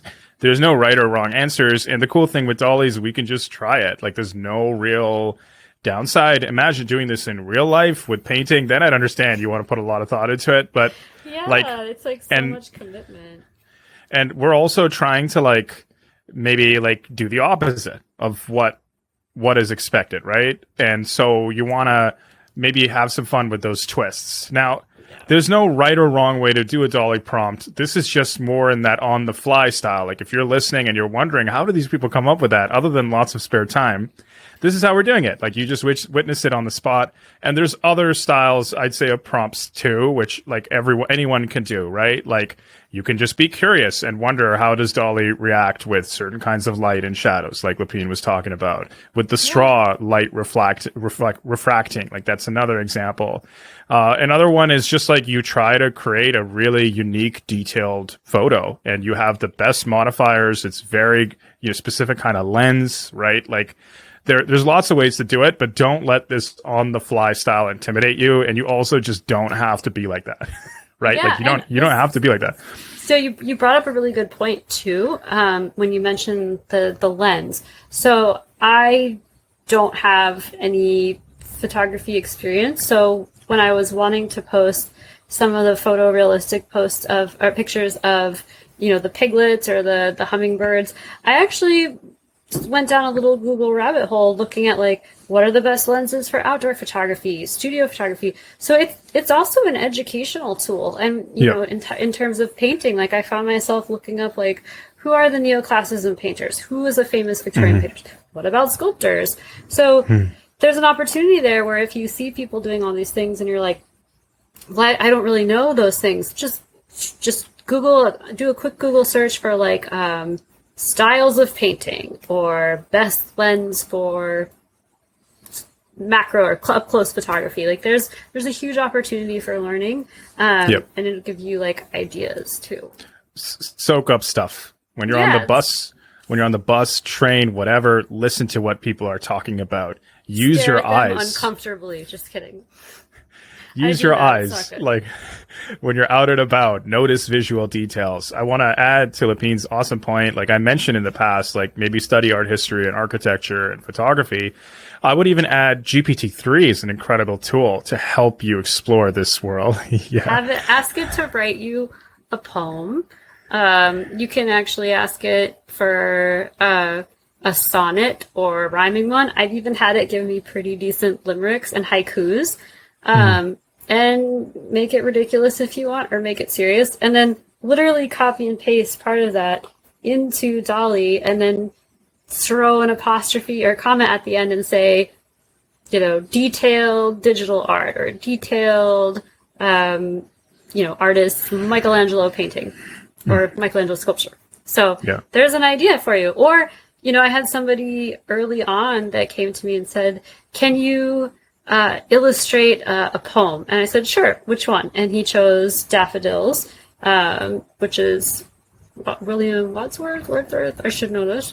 And I just picked the line that was like, along the lake, beneath the trees, 10,000 dancing in the breeze. And I put comma daffodils, impressionistic painting. And it gave this beautiful, like, daffodils growing along a stream in a forest. Open, or go online and look for some poetry. Or if you already have art that you like, I think we overlook a lot the upload image feature and ask for variation and then change it around with some prompts. Like that's a great way to try a style that you wouldn't normally. Yeah, and specifically with GPT-3, like there's this process that I call unbundling. So if you want to use Picasso style, but want it to be more implicit with DALL-E, like you don't want it to be so much like Picasso, I found you can go to GPT-3 and say, how would you describe Picasso's style? I haven't tried that, but now I'm going to. Oh, man. Yeah. And so then you have that description and you can put that into DALL-E and it will give you something slightly even different from Picasso, but still in that style. I would also add, like, for a lot of people, like, probably the best is like honestly going to the library even and reading art history books and like, but even then, like I think GPT-3 can help you navigate that art history world. Like you can ask like what's an outrageous art style? How would you characterize art in the 1960s? There you go. Yeah. Like, and you get, because it has like all this knowledge, hopefully most of it is true and accurate. And then you can. I always fact check. Always fact check. Always fact check. Disclaimer, fact check. But from there, you can save yourself a lot of Google searches as well. And like, by the way, like all these topics are bigger and they're crafts. Like for example, photography, we like, oh, there's a lens. Oh, different kinds of lighting. There's such a thing as fashion photography. So much. And like, you could spend months on DALL-E to fashion photography and understand the nuances, who are the key players, who are the best, what makes them distinct. And you're just like in this whole world. So like, keep an open mind, like really soak in information, be a sponge. And like all these things will lead to better prompts and more on the fly stuff. Like there's, it's not just things and objects, but adjectives, confused, hungry, hangry. Emotive things get a lot. Like Frustrated, if you're Frustrated? asking for a frustrated statue, it gives you very expressive, like, it's amazing how well it does emotions in a painting or the statue. But yeah, that's a big one. Like, I was going to say, play with emotions, but not like that. You know what I mean? Don't play with someone's emotions. Play with emotions in DALL-E, not on, Yes, on an actual absolutely. person, because that's not very nice. Absolutely. And so you mentioned with your style of practice. So we're going to shift a little bit, like how do you practice DALL-E 2? It's I think a very interesting topic. So you mentioned your dream journal. You mentioned maybe using it and iterating. Is there anything else you want to add? Like, how do you practice as an artist for DALL-E 2? So I try to capture, I really do sometimes just have like a very random thought pop into my head. And because I feel like I'm just a very kind of out there random person, and I embrace that and I own that. So I will send myself a text or an email that's just like 3D render of a concept car that's a Tesla designed by Richard Scarry. And then I just get it out of your head. Just get it out of your head. And some of them you'll look at later and be like, maybe not. But others will be like, oh, shoot, yeah, this. And you always have the ability to try it. It's not like you have to share everything you try. But I think you'll find after a while that like you're removing those limitations that you're putting on yourself when you're like, oh, that's too weird or that's stupid. Nobody would like that. That's not true. Just throw it all out there. And just like do keep track of it, whether you write it down or send yourself a little note, because you'll totally forget and be like, crap, I thought of something earlier that was like, that would be a great prompt. But yeah, that's my advice. Like, even if you're daydreaming or you're thinking about a vacation you went on, or you see something like maybe you're taking a walk and Sorry, we cut off again. So it was, make sure you take a look around when you're outside. Did you want to pick up from there? Yes. Sorry about that. So yeah, for inspiration, it's literally just your everyday world. Like maybe you're out for a walk and you see something on the sidewalk, take a picture of it and then upload it into DALL-E later and ask for variations or describe it to DALL-E. If you don't, not have the opportunity to go outside, like look around you, find something very textured or colorful, put a picture of it in DALL-E or describe it. And then, so look around you and then also look within you and inside you. So your dreams and your thoughts and kind of nostalgia. That's a great one to start with. Awesome. And you've already mentioned, I believe, one other big one, like you mentioned, Isaac Sench, like he does that activity where he takes an existing photo and asks you. So you take an existing photo and you try to describe it with text, and then you try to get DALL-E to match that original image as much as possible. That's a great practice exercise to like get better at prompt and image alignment, and also learn to articulate something you see by reference. Word crafting. Becoming the DALL-E poet, or Danielle and I said from early on, we kind of felt like we were talking to an oracle that knew everything, but not really how to. You had to be very descriptive in what you wanted the oracle to show you.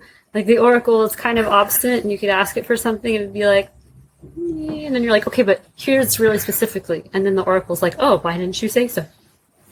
Yeah. It's kind of, you want to find some middle ground between its interpretation and what you want, what it can do, what it's doing, what it understands, and what you want and understand.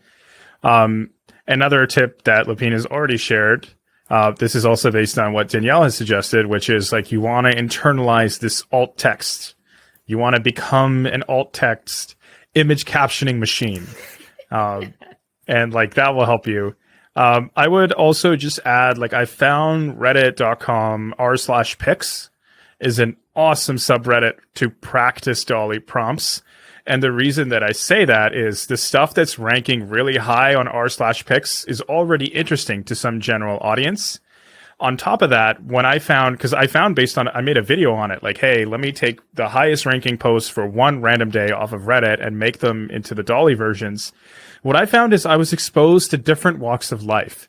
One of the photos was, somebody's a photo of his dashboard at a red light in Colorado, and there's all these mountains behind the red light. And I've never been to Colorado. I know it's very beautiful and mountainous, but I never would have thought of that. And that would have shown in my DALL-E prompts.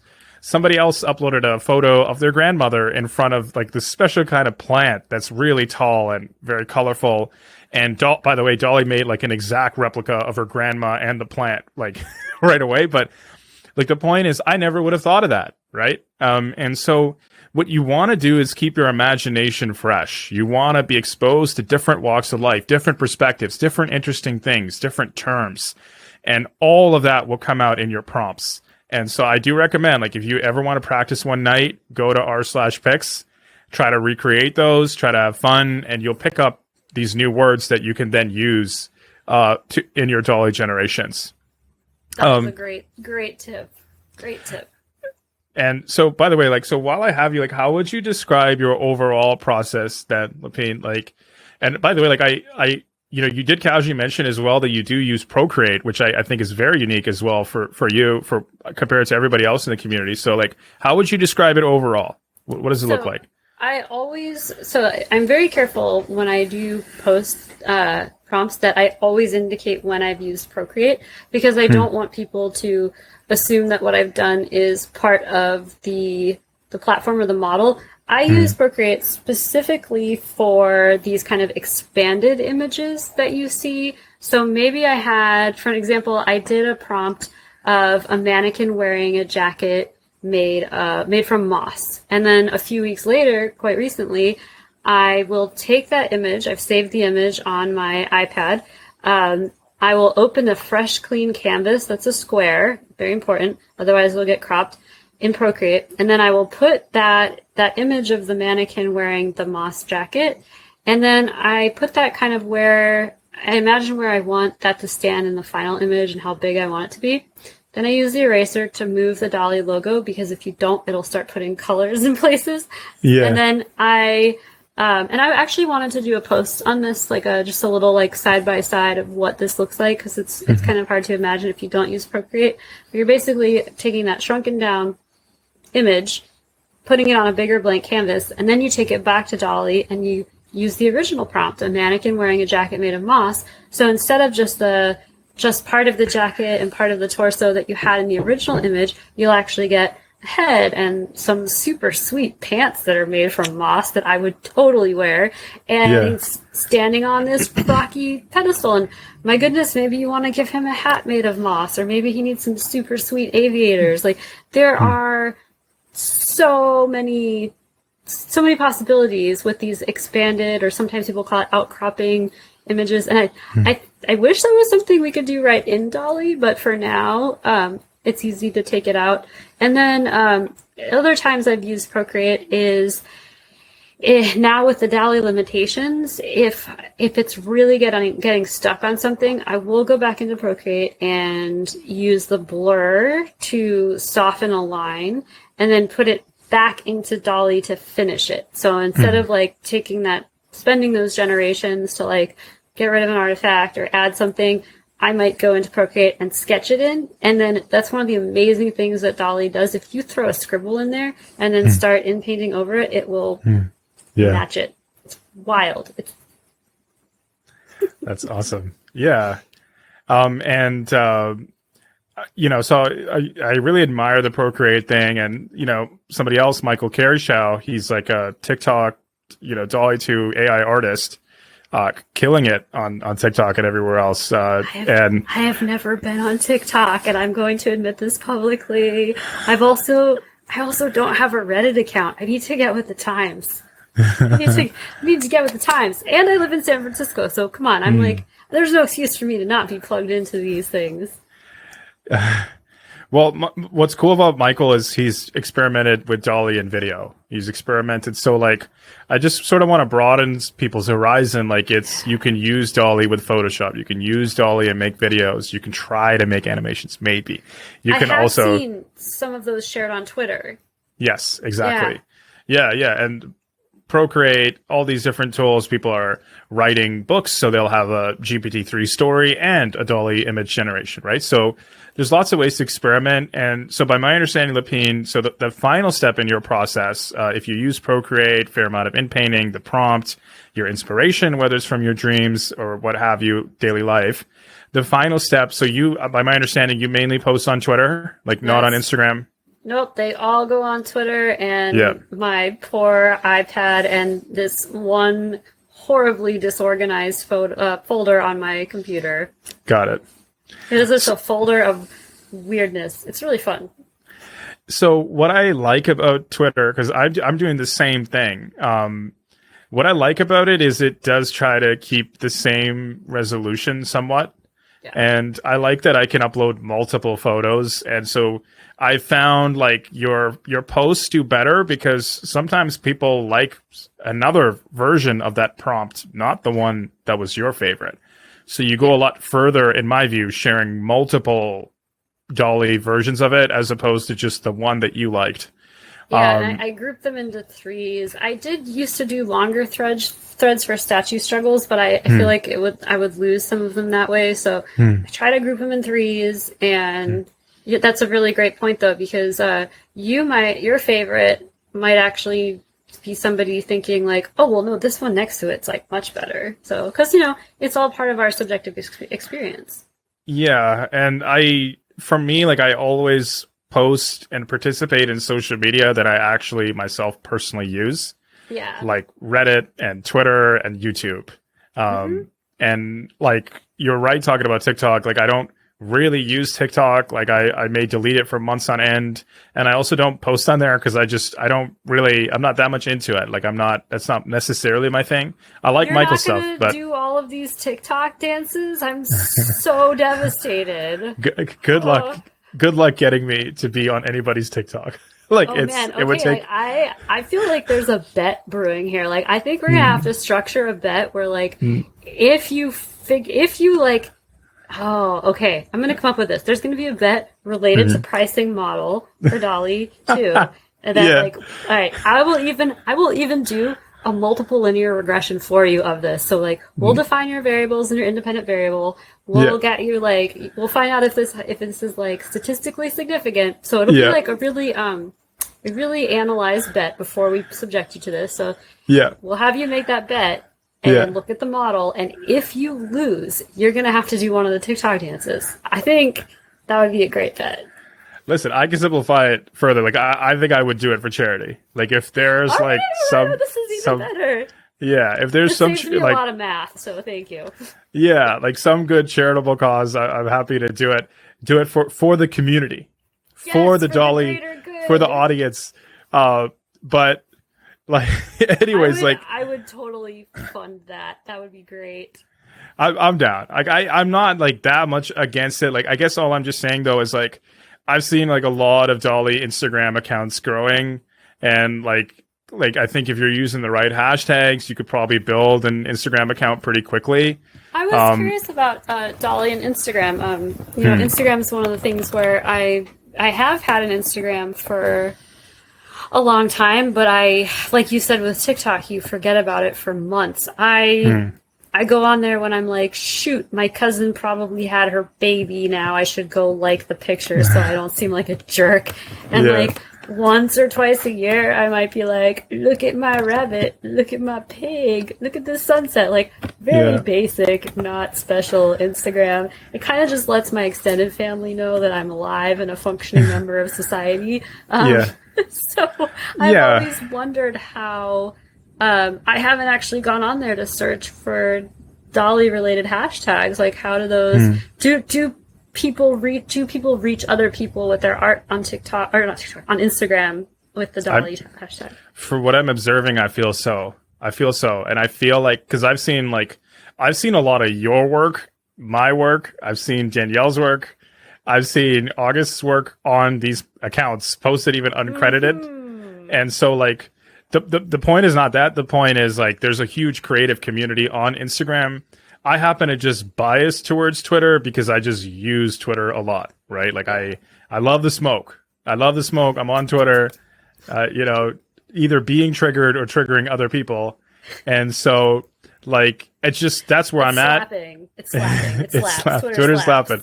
Twitter slapping. Twitter slaps. Well, that's like, I think I have some homework then to take this completely confusing and terrifying and weird and fun folder from my computer, and there's going to be a Lapine Instagram, and they're going to be like, this person just joined and has like thousands of posts. Like, maybe it won't be as curated as my Twitter. Like, it can just be a sloppy brain dump of like every DALL-E I've ever done. So certainly with Instagram, like, I think it does give you some reach and like an audience, and maybe you can monetize it depending upon your goals. But I would also say the good thing, I just want people to see the weird. That's my goal. So a lot of people want to see a portfolio, like especially other creatives, and so they expect an Instagram. And my thing is like, you got to go on my Twitter and browse my media. Like, there's no curated way that they can check it. Yeah. But the other piece with Instagram, besides the portfolio, besides the algorithm, Instagram is a square crop, and that's exactly what DALL-E is, right? I see what they did there. There's maybe some inherent advantage built into the limitations of Instagram. Like, I think this is something like I'd be interested, like, if anybody else wants to share their story as an artist, like growing on Instagram, like, what's that like? With Twitter, though, like, one thing I like about it is it does reach a lot of the machine learning community. You know, maybe CEOs see it, a lot of people like that.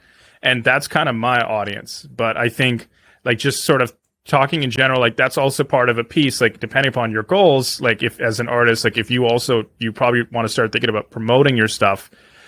There's different outlets, and my model works for me. It may not work for you. Like, experiment, try different things. And you're right. Maybe we should both be posting on Instagram just even to see, like, oh my gosh, what would happen. There's going to be TikTok dances, and now we have to get Instagram. This is wild. What a time to be alive. So Michael's, I think, got a really good model for TikTok for AI art. Like, I'd recommend it. Just like, he will basically talk about it, and like, it's just the focus is on the art, and like, he's killing it. I think he's a good model for the whole thing. Yeah. And I'm definitely going to put a link to Michael's TikTok in the YouTube description in the show notes. Definitely check out his work.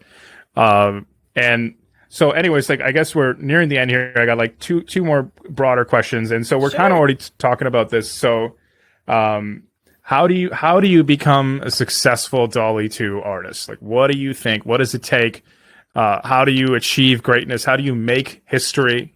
Right, like, let's raise the bar. I was just say, what metrics are we using to define success? Because success is very different for some people, and it might even change day to day. Some days I just want to make people laugh. Other days, maybe I want people to be like, oh, what? And some days I just want to, like, chat with other artists and be like, oh, look at this thing I made. Can I get your feedback on it? So I think. So give me some hypothetical success metrics, and I will give you my recommendations for how you might achieve those. I agree with what you're saying. Like, I think a lot of the stuff that I've made that's done well, I either made for me or my friends, or like a specific group of people. It was not targeted to be great. Like, I'd rather the algorithm do the work, right? And promote it. If it connects, it connects.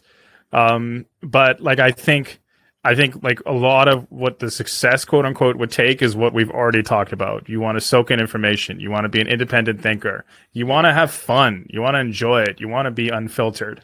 Yeah. But like, let your, like we talked about how everyone develops their personal style. Let that shine through, that uniqueness of it. Cause you're dealing with something, when in the first early weeks of DALL-E, it was like, you could prompt anything and people would be amazed because they hadn't seen it. But now that tens of thousands of people are getting onboarded, everyone's thinking like, oh, this is going to lose its edge. No one's going to be interested in it. No, it just means that, like, that individual style and quality that each person brings, that's what's going to make it stand out. And it'll stand out to some people and not to others, just like other art does. So funny how that works. I think it's, all of this is accelerating. Like, we are accelerating creativity itself. We are pushing the boundaries. It's not just Picasso, right? It's an olive, like, with the background of a Picasso, right? Or anyways, but I think maybe two narrow criteria. Like, if I was to force this success question out there for anybody listening, like,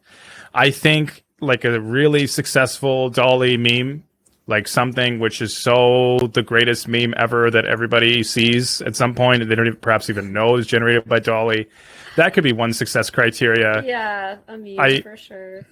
I think I've published in the past about what I call recombinant art, which is I think this whole art movement that underlies DALL-E. If you sort of enter that story, like if your goal is to make history and maybe in that wave, you sort of make something so significant that it's just remembered, it's defining of the era. That's another way to do it. Yeah. Yes, that goes back to the kind of like something that hasn't been seen before, the impossible, the unimaginable. Yeah. Yeah. And maybe, and I'll even throw in commercial success. I think maybe a commercial success route would be collaborating with somebody who's never used DALL-E. Maybe collaborating with somebody maybe a little bit out of your career level, but you're the AI expert and you sort of teach them prompts, you sort of get them excited and you say, hey, let's collaborate. Maybe we can do an installation. Maybe you could teach me the business of art or maybe you're a filmmaker. Let me just be on set and let me punch some prompts. You don't need to pay me.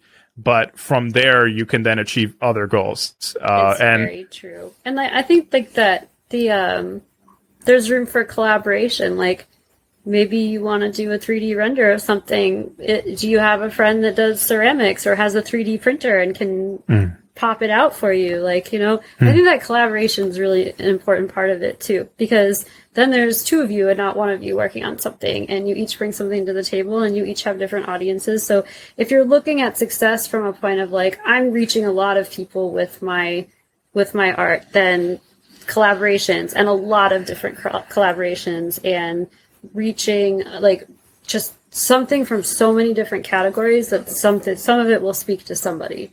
So Danielle's meme slaps when she's like the very like beautifully crafted, like, photographic prompt and then Elmo at KFC. You have to do both of those things. But it's true because both of those things are already inside you. So you will find both of those. Yeah. And I think it's like you want to, in a way, like not attack success directly. Like you want to try to just have fun with it. You want to try to have fun, try to be yourself, like don't put too much pressure on yourself. And it's a little bit tricky right now.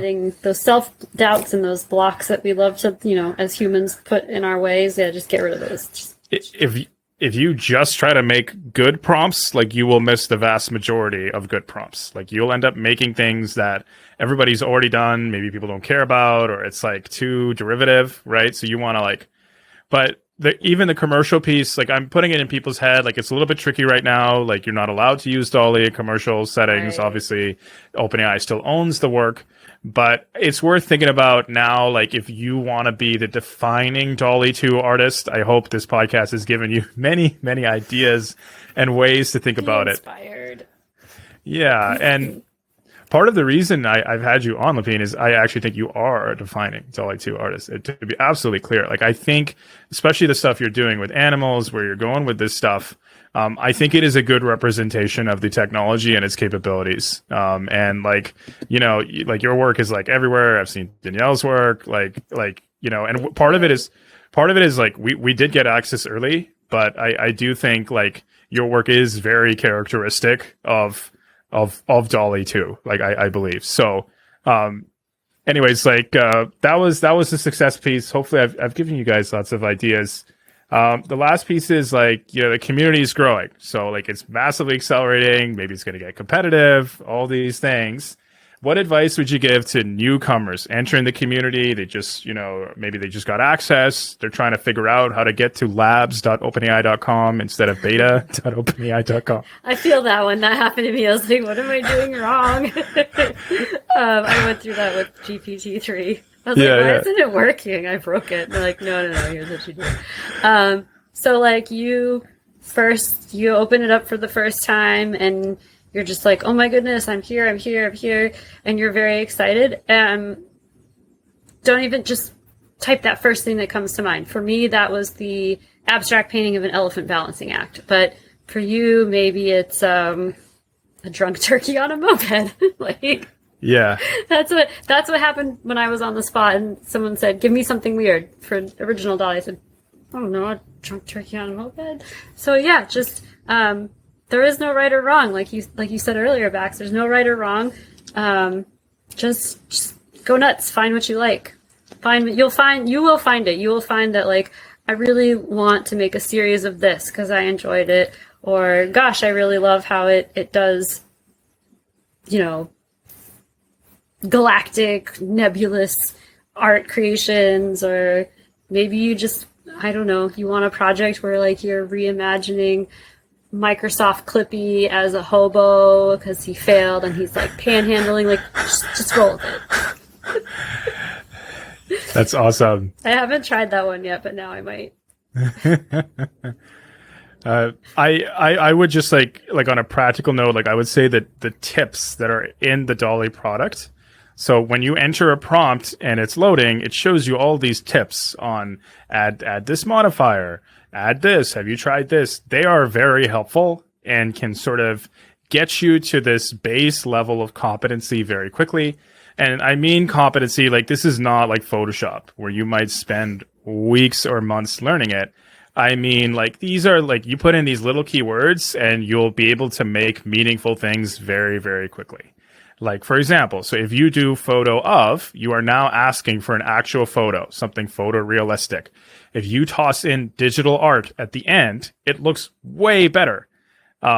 And you're sort of learning 3D render versus illustration versus all these things. The tips are very helpful. So assuming you can make it to labs.openai.com, assuming you make it that far, pay attention to the tips. And like Lapine is saying, go with the flow, have fun. And one small tip as well is, like, I really recommend join the DALL-E 2 Discord. The community is popping. You learn a lot from people. People are sharing tips. If you want to get like a full sampling of how the space is accelerating, I recommend, so Reddit r/DALL-E2 is very good, but I feel like the real acceleration, you feel it like in real time on the Discord. So join the community. You can search different things. For now, OpenAI is on some channels, so you can ask questions, share bugs, get feedback. That's normally where the latest news is as well, like all the goings-ons and stuff. I would just recommend that too. I think that the fun part is kind of what you're describing, Lapine, is it's a playground. You just go for it. Like You've been turned loose in a laboratory. Just go absolutely nuts. Like, obviously, like, stay within the content guidelines. But outside of that, just have fun. It's an adventure. Yes. Also, be prepared for, like, vivid or strange dreams, and maybe clear your calendar for, like, the first 2 days, because you are not going to want to sleep or leave wherever your computer is or your tablet. So just be prepared for that. I think Doug Bonneville posted a lot about the roller coaster of when he first got DALL-E, of this, like, oh my gosh, I can't believe this, and this kind of internal, like, what about this? So it's an adventure. Like, you're on a journey. Yeah, and like I would just add to, like, a lot of people from OpenAI listening, like, I get a lot of messages for people who don't know how to join the Discord. Like, and it's like, it's supposed to be in the footer of every email. Like, I think that needs to be more obvious. I think it needs to be more obvious that you need to go to labs.openai versus beta.openai for that. And then I think there was one other small thing, but I can't remember.